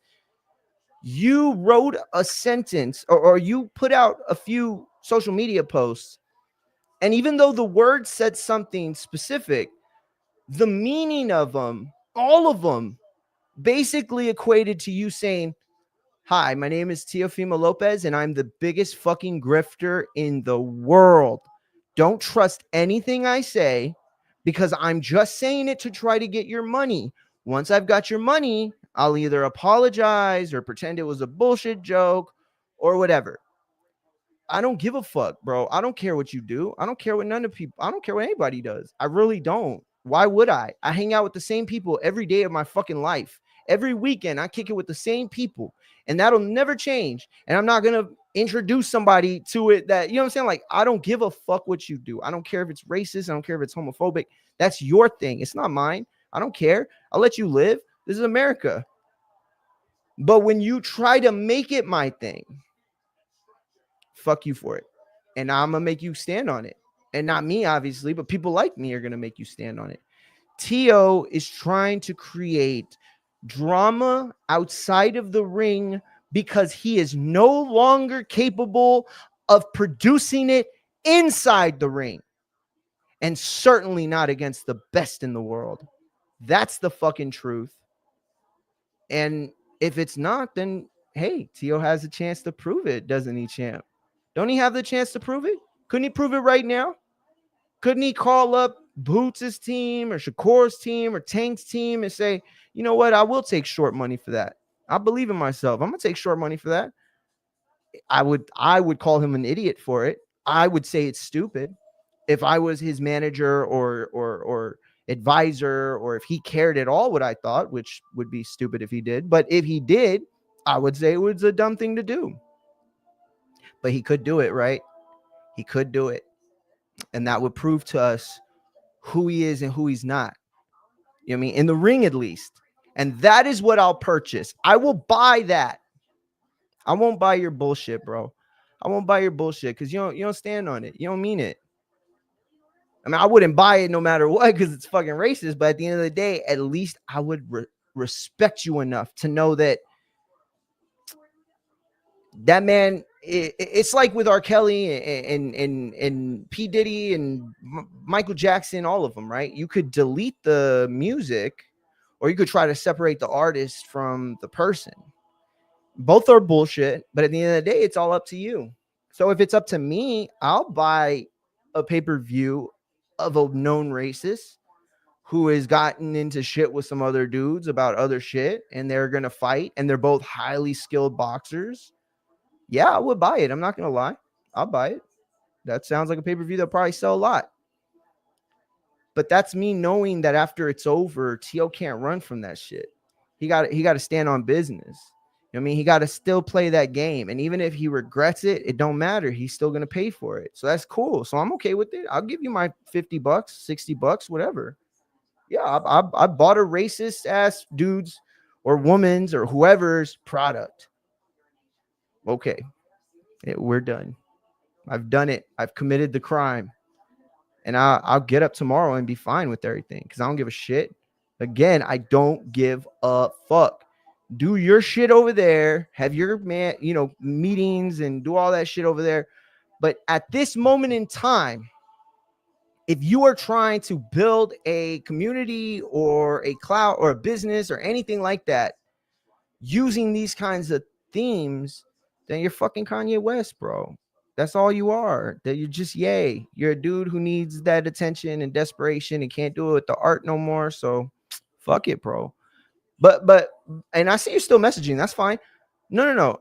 And here's the other part of it. I've invited you on already. I've already invited you on. You know why you're not going to come on? Because you're a bitch. Because I would fucking smoke you. And you know I would. Because I've seen you in here before talking that shit. And you never once come on. Why? Why y'all never come on? The one place in the whole fucking combat sports where you could come on and talk any shit you want and we won't get bumped, even if it gets me in trouble. Listen to me. I've gotten in trouble. Twitch, YouTube, IG, Facebook, all of them mad at me because of things I let y'all say. And I don't give a shit. That's how much I believe in that shit. But you're going to have to stand on it, champ. That's all I'm saying. And that's why you won't do it. That's why you won't get on. That's why you don't show your face. That's why your screen name is some fucking weirdo shit. Because you're not real. You're a fucking fraud. All that shit you talk about, money you make and the jobs you got. I mean, I'm just talking shit. I'm assuming you lie about this stuff all the time. All that shit, bro, it don't mean nothing over here. You got to come on here and talk to me. And then you got to filter through that bullshit. Yo, you think you bullshit better than me, champ? Come on right now. I'll fucking bullshit you around the corner, guy. Bro, here's the problem, right? I'm almost positive you used to watch the Boxing Boys. Maybe you still do, but I'm saying you used to watch it while I was on. So if you've been watching for at least 5, 6, 7 years, right? Because I think, oh no, I left the Boxing Boys like 2 years ago, 2.5 years ago. If you've been watching that long, then you know exactly what'll happen if you tap in. And it's funny too because you're still typing. That's what's crazy. Is like you still want to have this conversation where you can't get shit off, but then 50 or 80 characters. Why won't you come on? Why? I saw Teo do the same shit with Boxing Guru. Mr. Boxing Guru, he tweeted some shit about Teo talking shit, right? Making fun of him. And then Teo tapped in and was like, yo, I want to have a conversation. Let's do an interview so I could clear the air about all this. And Mr. Boxing Guru was like, yeah, let's do it, right? Who ain't going to jump on that? And then Tio was like, psych, I ain't doing shit, blah, blah, like whatever. Eat a cucumber. I think he said some weirdo shit, right? And it's like, yeah, I know you're not coming because you're a bitch. You think that fighting for a job means you are void of being labeled a bitch. That's not the world we live in, champ. You're a bitch when you act like a bitch, and you acting like a bitch. I'm just being real.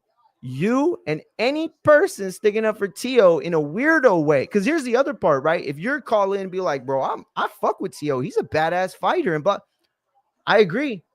I like Tio too. I fuck with Tio. I still listen to R. Kelly too. Crazy, right? I still listen to Michael Jackson too. Crazy, right? I still listen to SPM. I fucking gross. I know, right? But it's my shit. I can do whatever the fuck I want. I can make my choices. And if I choose to rationale an artist's ability to create or an athlete's ability to perform over who they are in real life, then that's what I do, champ. Leave me the fuck alone. I don't fuck with you, right? But it ain't that, champ. It ain't that. That's why Tio won't go on Mr. Boxing Guru. That's why you won't come on these airwaves. And that's why every single Tio fan has to come up with some ridiculous algorithm to somehow negates his responsibility for that bullshit, and yet still has a way of making him millions of dollars. Fuck off. I don't give a shit how much Teo makes. You making me miss Josh Alexander, damn it! I'm playing.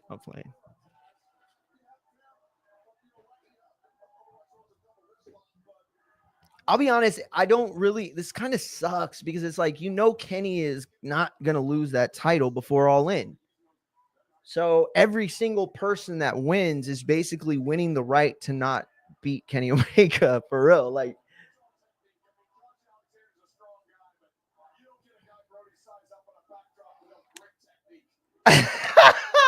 I wouldn't what? Yo, I would in a heartbeat. Listen to me, in a heartbeat, do a podcast with them. In a heartbeat. Champ, I'm not an idiot. Champ, I'm not a moron. I'm not going to come on here talking the shit that I'm talking right now if I couldn't easily back it up with you online. Like, of course I would. Of course I would. Because what would be, think about it. What would be the two options? One, he makes me look like an idiot and millions of people see it. Or two, I make him look like an idiot and millions of people see it. He would, that's what I'm trying to tell you. I'm not saying he's scared of me. Like that's goofy shit. That is goofy of you. You must be a fucking 15-year-old. And that makes sense because those are the only kind of people I could think that would be fucking with Teo right now. But for you to assume that, like, what, I would be scared?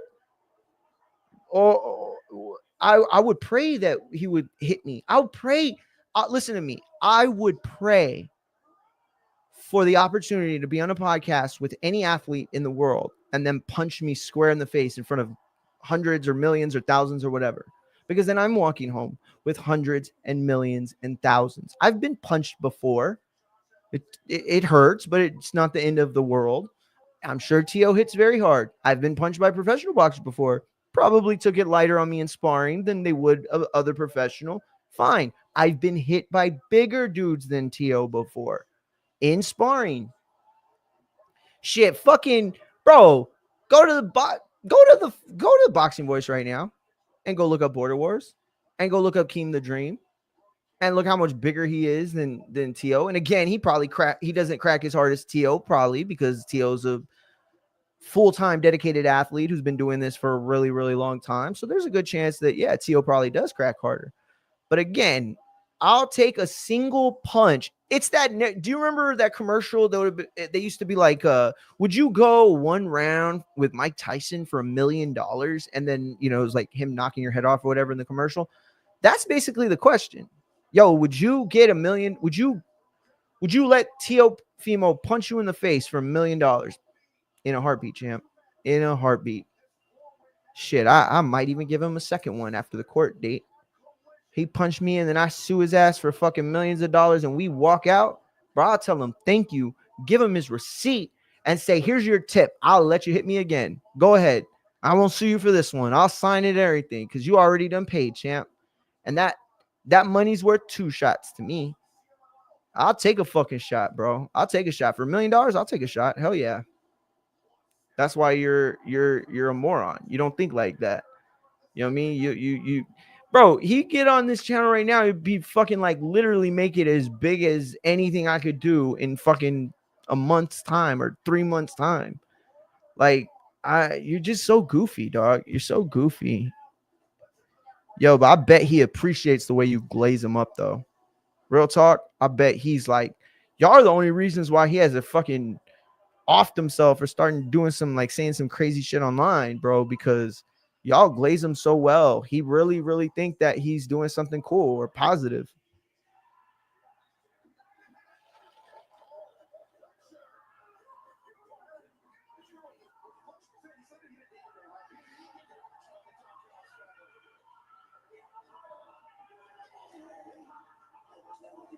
Jesus, Adam Cole just said he'll kill Kyle.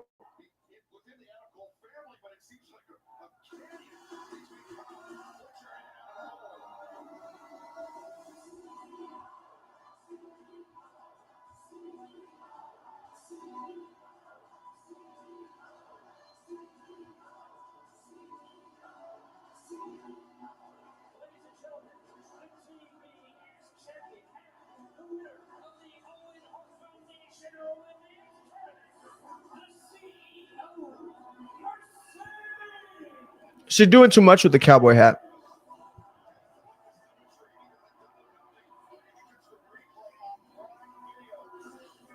It looks like her hat, her cowboy hat looks like something that like a gay dude would cosplay as Selena and wear it.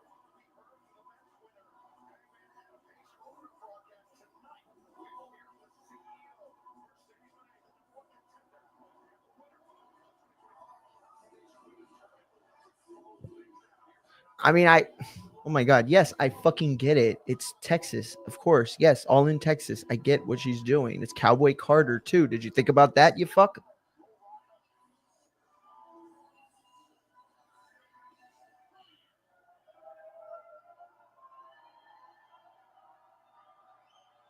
A, a belt and a trophy.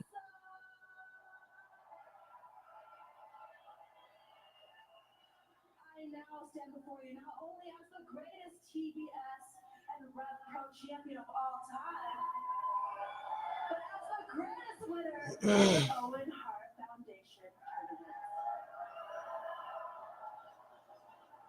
And you see, like legends like Owen Hart and my idol, my hero Eddie Guerrero. She always bring up Eddie.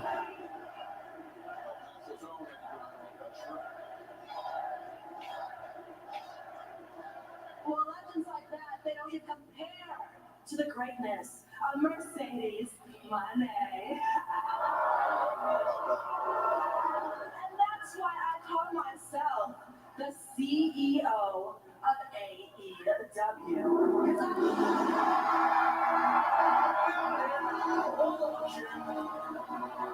Yo, this is about to get so good. Timeless Tony Storm. She done fucked up the AEW promo game bad, bro. Bad. She raised that bar and fucked even the men up, bro. I'm telling you, Tony is responsible for some of the best work in AEW over the last 2 years. If AEW is back, like everybody keeps saying online and shit, Tony Storm is one of the reasons. But if you ask Matt, Mox and Hangman is not the ticket draw to get everybody in that building. 20,000 so far, I think we're at. I wonder what it gets to by Friday after a successful pay-per-view and a Wednesday night Dynamite. Tony,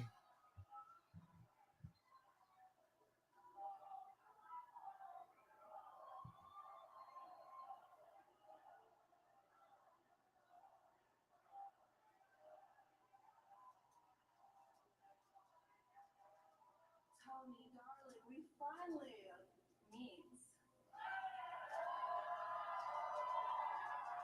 But I know these AEW fans are so sick of the black and white and want a champion full of color. Ain't nobody sick of the black and white, baby. Fuck the red and black. How about that? Hello, Mercedes. I have waited so long for you. 441 days ago, you arrived in All Elite Wrestling on a show named after you. And since then, you've won titles. You've made history. And you've remained undefeated. But you have never once spoke to me.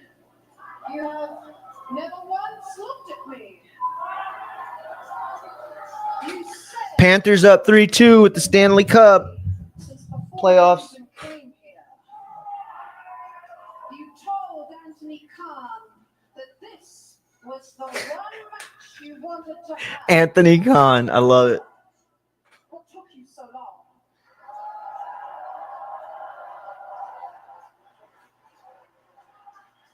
What took me so long, darling? Patience, darling, patience. Don't do a fake British accent, Monet. You sound like a douche. See, this is not about you, Tony. This is about me and my legacy. And you think I'm just gonna go around backstage shaking anybody's hand when I am the Beyonce of women's wrestling? Yo, she said it. She said Yo, this bitch just called herself the Beyonce. Crazy. Hey, fuck it. That's manifesting, bro. I respect it. I don't believe it, but I respect it.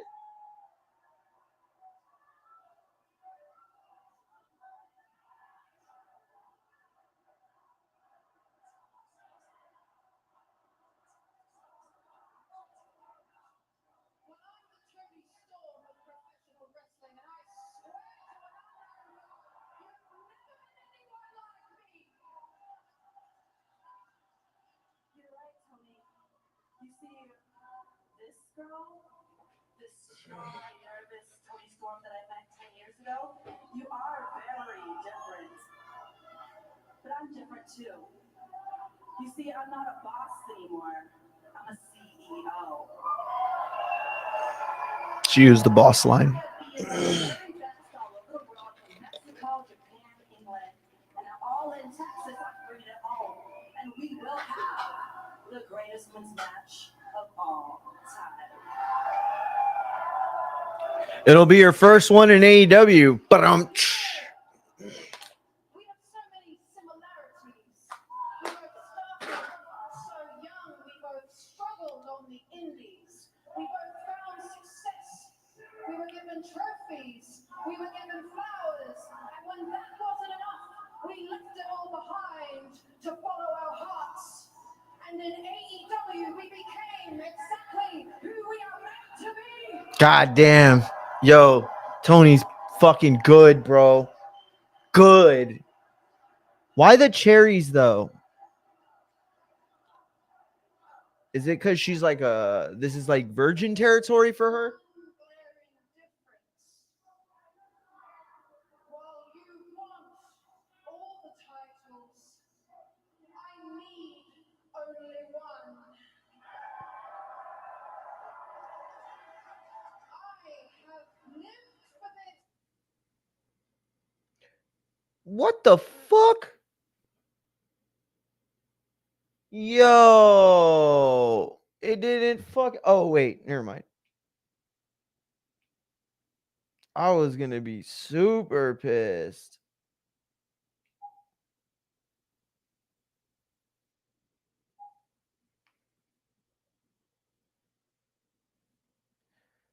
What? God damn it.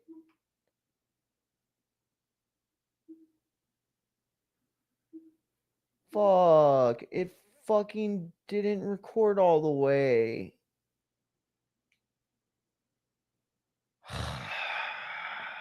All because of you, you fuck. You bitch. This is your fault. I want you to know. All your bullshit all night, sucking Tio's dick. Never did you come on, and you made me miss one of the best promos of the year. I should block your ass. I should block your ass for real.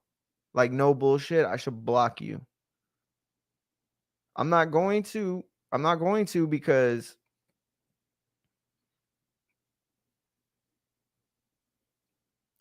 no, you're tripping, bro.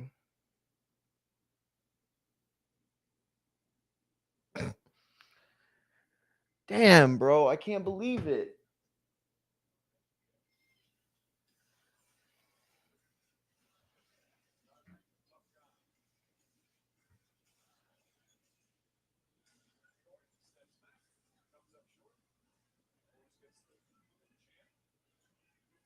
Yo, OKC up 26. It's over.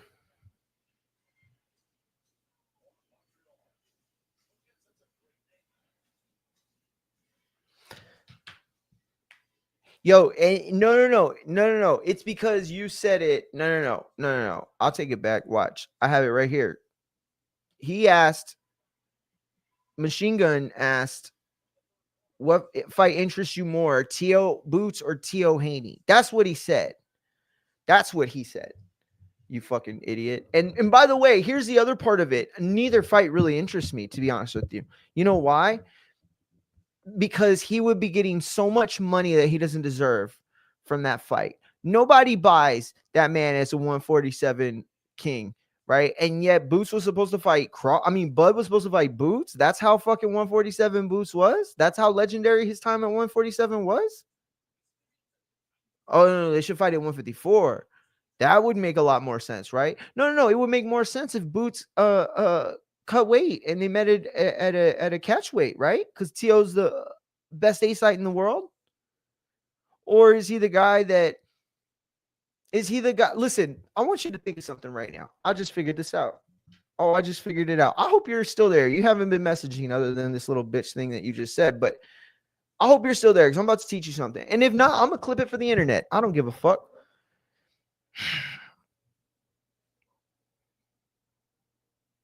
If you want to know, or if you want to understand how fucked up Tio is, and I don't mean this like, oh, he hurt people's feelings. Like, no. I mean, he fucked up his own bag. I mean, he fucked up himself.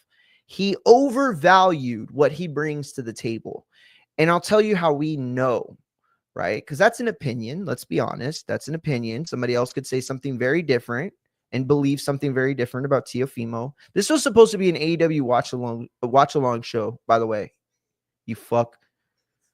But let's say this real quick.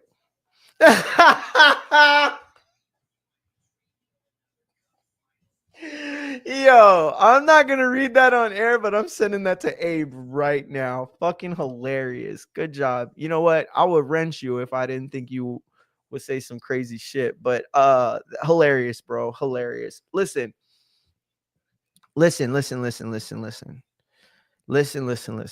Okay. This is how little Teofimo is valued in this world.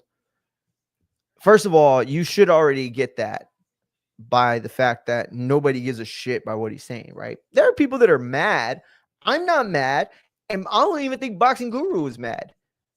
I think that we're upset or frustrated by how stupid he is. Like, you're so dumb. You think that appealing to that demographic is going to get you play? You think that devoting your time to that kind of rhetoric is going to translate into pay-per-view buys, but it's not, and you're a moron. First of all, that demographic doesn't buy shit on the internet. Just so you know, every troll, every fucking alt-right or fucking grown man in his mom's basement steals fights. Every one of them. Just so you know. I'll tell you something right now. I shouldn't say this. This is a fucked up thing for me to say to my community, or not my community. I'm sorry, but a community that I'm part of. I could steal every pay-per-view I'd ever want. I could give out links every week. You know what? You know how? Because they already exist. Because I'm already part of Reddit groups and fucking, well, not 4chan anymore, but a bunch of different social media places that their dedication is to ruining boxing, wrestling, and MMA. And I could do that if that was my goal. It's not my goal. I really want boxing to thrive. And that's why Tio's an idiot, because everything he's doing is working against it. Tio overplayed his hand. This is how you know it's a fact. Ryan Garcia, about a year ago, maybe a little more, went on a live space, or I think he was hosting the space on X, when he responded to somebody with an accent overseas and began to tell everybody how he was in the KKK, how he wished that he could bring back George Floyd just to unalive him again. Said that he was a real racist and said the N-word probably half a dozen times, if not more, in a 2-minute rant. That was all on top of crazy ass conspiracy theories and crazy other shit that he'd say. Ryan Garcia is easily the biggest idiot in boxing. There's no question. But he's also one of the most polarizing. Okay. So when he says all these types of things, and any fucking NFL, NBA, MLB or franchise in the world that would have cut him. He ends up surviving in boxing. And not only that, he's getting big fights still, and he is still prime position. His loss against Rolly will have some, repercussions, I guess, from a star standpoint. But why would they have bigger repercussions than being a outwardly racist? Because he's a star. I'm not saying that because I want it to be true. I am saying it because I am a person who cannot deny facts. I can't. Okay, this dude could come out and say, yo, I hate all Mexicans named Mario Munguia. I'm fucking racist against every single one of them. Yeah, if that's true, then it's also true he's a star. Both things are true. So that's star power he used to get out of all that bullshit he said and still remain one of the most financially viable fighters in the world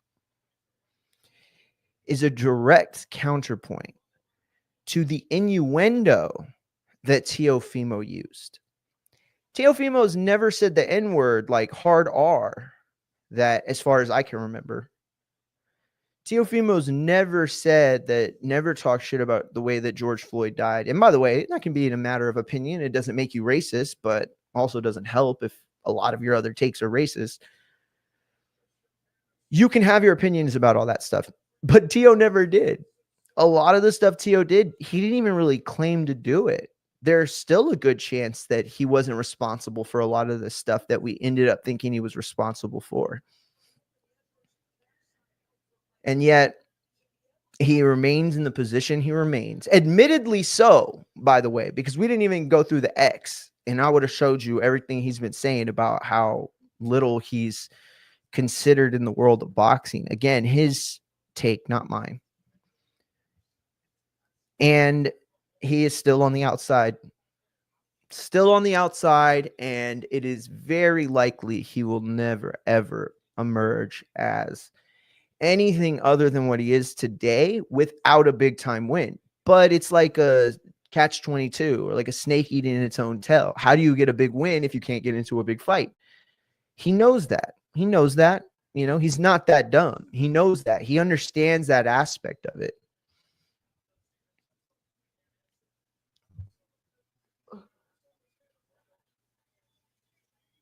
Oh, man, almost 30 points with 9 minutes left in the fourth. I think it's over.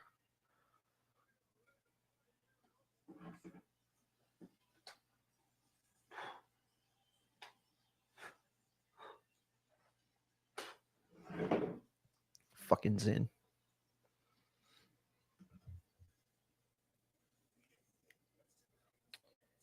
All right. Yeah, he said he got fired. That's what he said.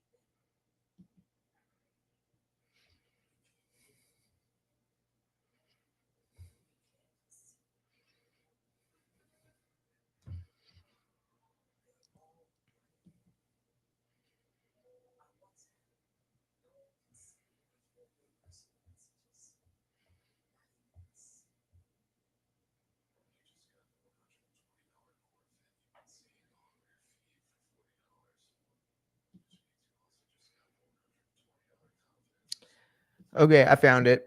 It was right here.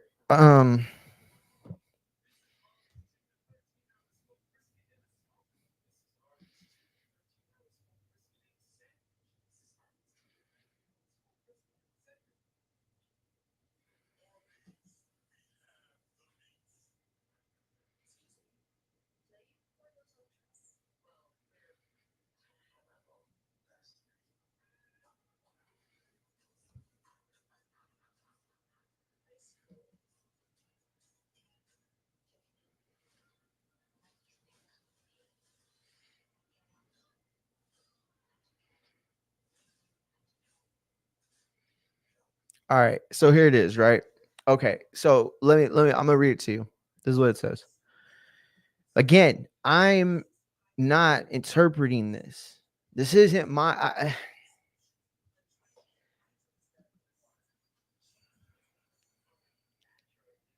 okay, so let's say that I've spent time in no, you know what? That's not gonna work. I'll think of a metaphor. Give me a second. But okay, so this is what it said. It was from Tio's X account, and it said the spirit of Muhammad Ali, aka Cassius Clay. Yeah, I have been covering, watching boxing, and taking in content, boxing content for over 30 years now, right? Almost 30, probably. And I can tell you that the narrative on Muhammad Ali versus using the name Cassius Clay is baked in racism. Now, that's not to say that every person that calls him Cassius Clay is a racist. That would be a stupid way of deciding. But it does, if they're not using it as a racist term, then they are ignorant to the facts, because Muhammad Ali was an American, right? And he has the right to change his name. That's how I see it. Now, you can harp on the fact that it was his religion that made him change his name, or falling into that religion or whatever, but you can't say it's a bad thing. You can't know that. You can't know what kind of effect it had, right? You don't know Muhammad Ali. And yet, every single person that has responded to this tweet has interpreted his insistency on using Cassius Clay as a subtle racist dig. And again, I'm not saying that's the case at all.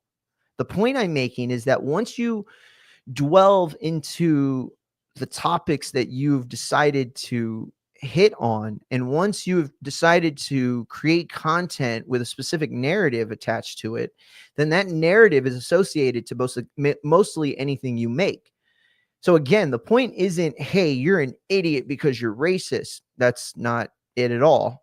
The point is, you're an idiot because you're in this business and you have just positioned yourself as a racist. Now, again, it might not be fair. It may just be society dictating the line, which is never a good thing, but that is the way it works. So for all the people that have responded saying, fuck you, bro, like, his name was Muhammad Ali, we know what you're doing with that Cassius Clay shit.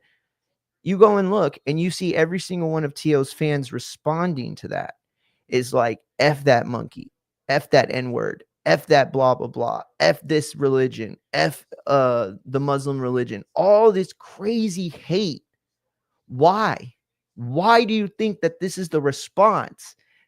And some people will come out and be like, oh, it's because the fucking world's too woke and just all this crazy shit. It's like, bro, I'm a grown-ass man. I live in a grown-ass world. I deal with grown-ass people every day, bro. We're not out here talking about woke and MAGA and crazy shit, bro. We just live, right? I go to the car wash, I deal with people. I go to the store, I deal with people. I go to my job, I deal with people. Like every single day, that shit don't come out.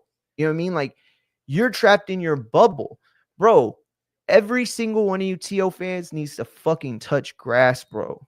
Touch grass. Tio needs to touch grass. And I'm not talking concrete in New York, bro. Go out somewhere, bro. You need to clear your head. You really do, because you got this game fucked up. And it's not even me saying like, oh, I'm judging your choices or I'm, pointing at all your flaws, whatever. Not at all. Nothing like that. Again, I'm not judging your shit. I don't judge what your beliefs are.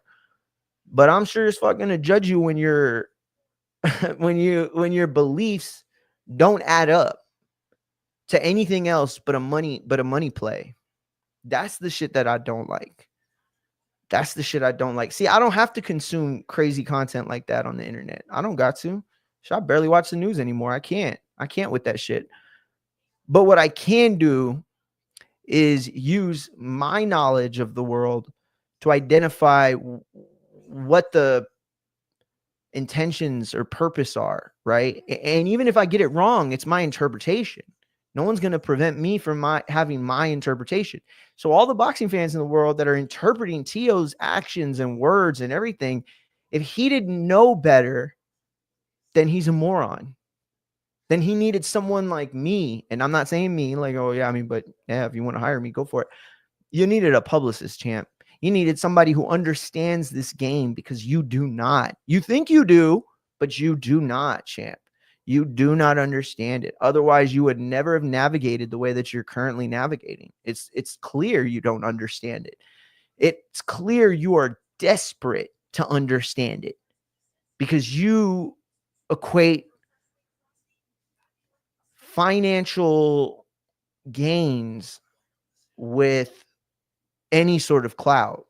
You know, the whole there's no such thing as bad press. That's not true. That's not true. And you can ask Milo Yiannopoulos, you can ask Nick Fuentes, you can ask Halleck Jones, you can ask all these people in the world that have flirted with that line but swear they're not, how much their content has helped them navigate this media world.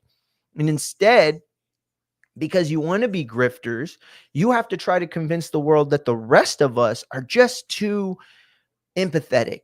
We're just too soft. No, you're just too fucking stupid. That's the point.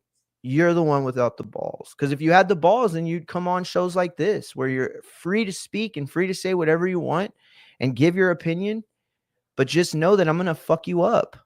I'm going to fuck you up. I'm going to make you look like a moron. It's going to happen. I know it because I've been doing this for 10 years and I've been making dipshit grifters look like morons for a decade.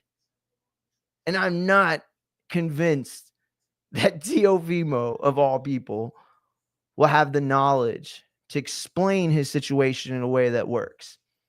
Because regardless of what he thought he was doing, there was an interpretation of that was actually going on.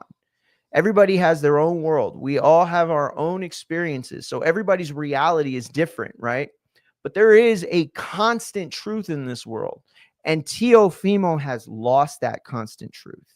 And now he is so focused on trying to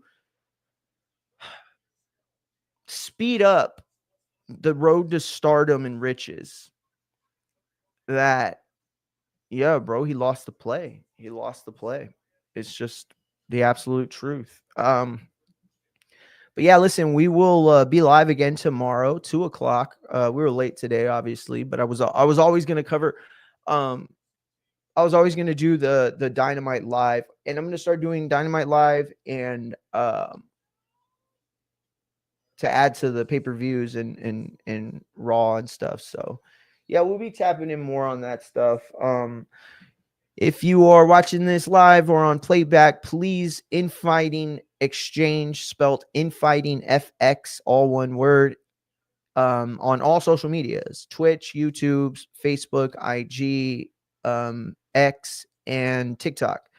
I'm posting content on all of them. And yeah, Infighting FX. If you want to follow me personally at Mario Munguia on all social media, please hit the like, please hit the sub. If you are watching now or in playback, don't matter. That helps out a ton. And remember, the new channel for YouTube is Infighting FX, Infighting Exchange on YouTube. Yeah. So until tomorrow, looks like OKC's got this one in the bag. Peace.